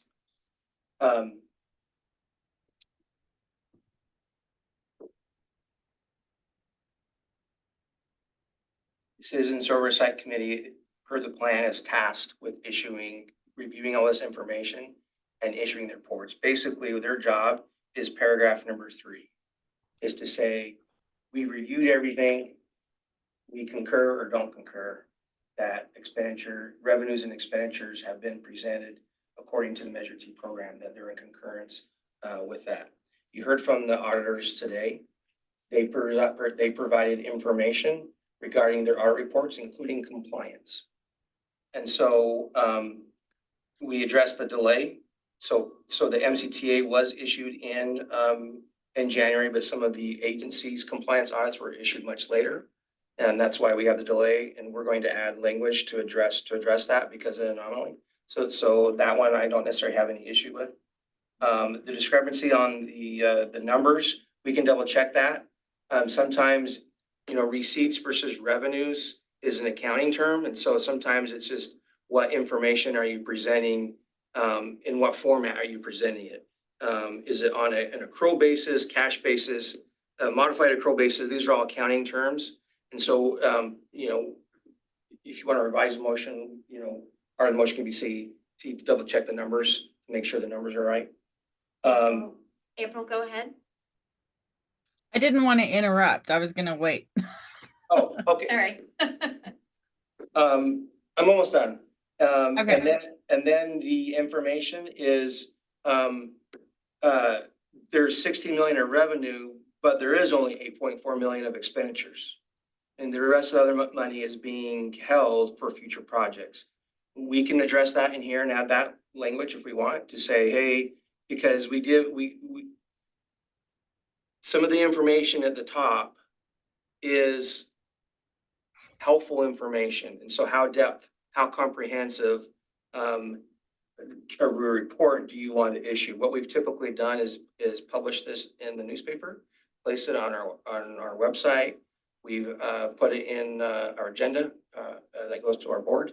And so keep in mind that the larger that we make this your report, the more expensive it gets because of our requirements to publish it. Not that that should preclude us, but it's just something to be aware of, that there's a cost to the larger of the report. And then, I'm not sure about 10 to 15 projects, what that means, you know, to what level, because we have regional projects and then we have some of the projects that the agencies are working on. You could give direction to list to a certain level of projects on this letter. Again, this is your letter. That what kind of helpful information that does this committee want to communicate about the program based upon all the testimony you received, based upon everything that you've read. This is what we want to present to the public as our report, our annual report. The information about the state routes, I'm not sure how that applies to your report. Is it helpful information? Maybe. Is it, in my opinion, is it applicable to this report? I don't know. And then the verification that the expenditures align with Measure T, including investment plan. Maybe Dan, you and I can talk about what that means, but the auditors did do that as part of their testing, and they identified no instances of non-compliance in their testing. And so, in my opinion, that's the verification that they were spent according to the Measure T program. And so, if there's something else that you would like to, you know, that Dan would like to look at, you know, we can talk about that offline and look into that a little bit further. As far as the citizens oversight being the client of the audit firms, that is a huge legal question that would have to be answered because of the standing and how the money is and the authority that this committee have. Again, the authority this committee has is paragraph 3 to review the information and issue yes, we're in agreement, or no, we're not in agreement that funds were spent. And so we would have to look at the legal issues and ramifications of, can the Citizen Oversight Committee even have the authority to do that? We've never done it. It hasn't been done that way, and I don't think other agencies do it that way either. It's usually handled through staff, employees of the government agency to ensure that all those are handled appropriately. Doesn't mean that we can't look at it. Doesn't mean that it shouldn't be done. I'm just saying that it's a question that has to be looked at. It's not an easy answer. April, did you have a question?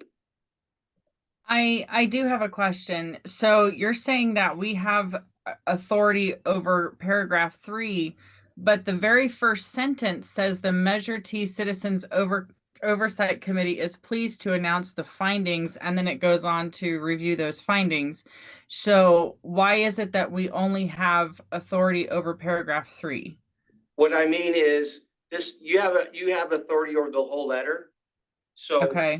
So the minimum required from this committee is paragraph 3. Everything else is at your discretion. Okay. Okay, because I would like the That's what I discrepancy meant. And between the two. Yeah, if I misspoke, I apologize that's about okay. that. But that's the minimum required is paragraph 3. Everything else is at your discretion of what you would like to include in the letter. We've tried to provide some suggested or helpful information. It is more than past letters. But again, this is your letter and your report. Okay. As a point of discussion, I think we should include, in addition to the delay, I think we need to verify those figures to make sure they're accurate on his bullet point 4 here on his handout. And I think we should make some kind of statement about the remaining, what wasn't spent, being held for future projects. I think those two things are important on that letter. Can you work with those suggestions and bring it back later? Well, are you revising your motion? I'm with that revising my information? motion to add those 2 points in there that need to be clarified in the letter. Then I'd go back to the second. Right.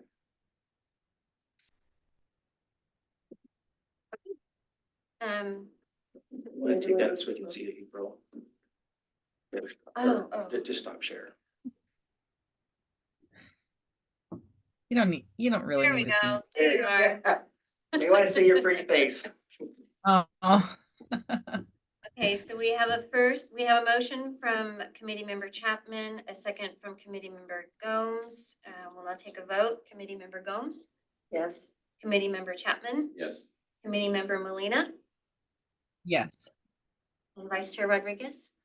Thank you, motion carries. So I don't know if we have to redo this, because what I should have said is, as part of we can work with the chair with these changes and then resend it out to the group, working with the chair. I don't know if that requires another action. It wasn't part of the motion.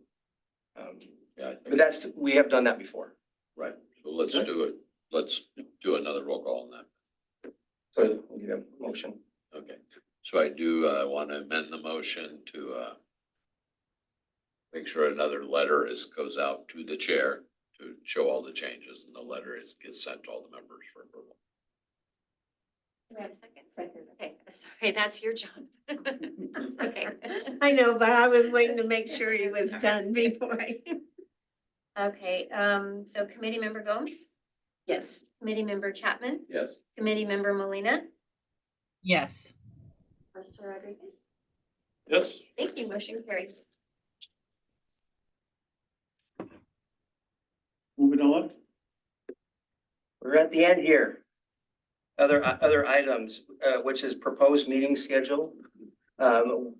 Staff is proposing that since of the lateness and the 2023 audits are already being worked on right now. And we're hopeful that they're gonna be done earlier, like the earliest probably they've ever been done. And so we're suggesting to meet instead of August, like we normally would in June.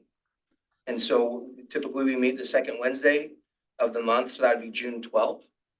And we would basically be doing the same thing we just did today, but for fiscal year 22-23. So we would have auditors, we'd have updates, and we'd have you issuing your report for 22-23. That's the staff's recommendation for a meeting date, if that works for everybody.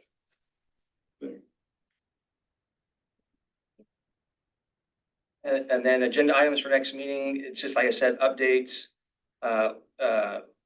which include the 24-25 annual expenditure plan. So it's like next year's, we'll have the annual report, we'll have audits, presentations, there's what we're anticipating.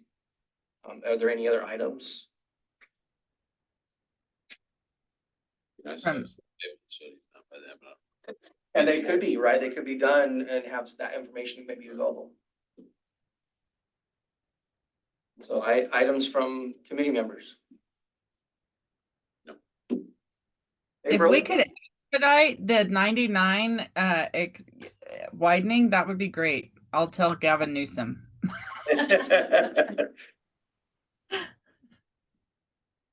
Okay, are we done? I think we can adjourn, Mr. I can use it as capital, huh? Yes.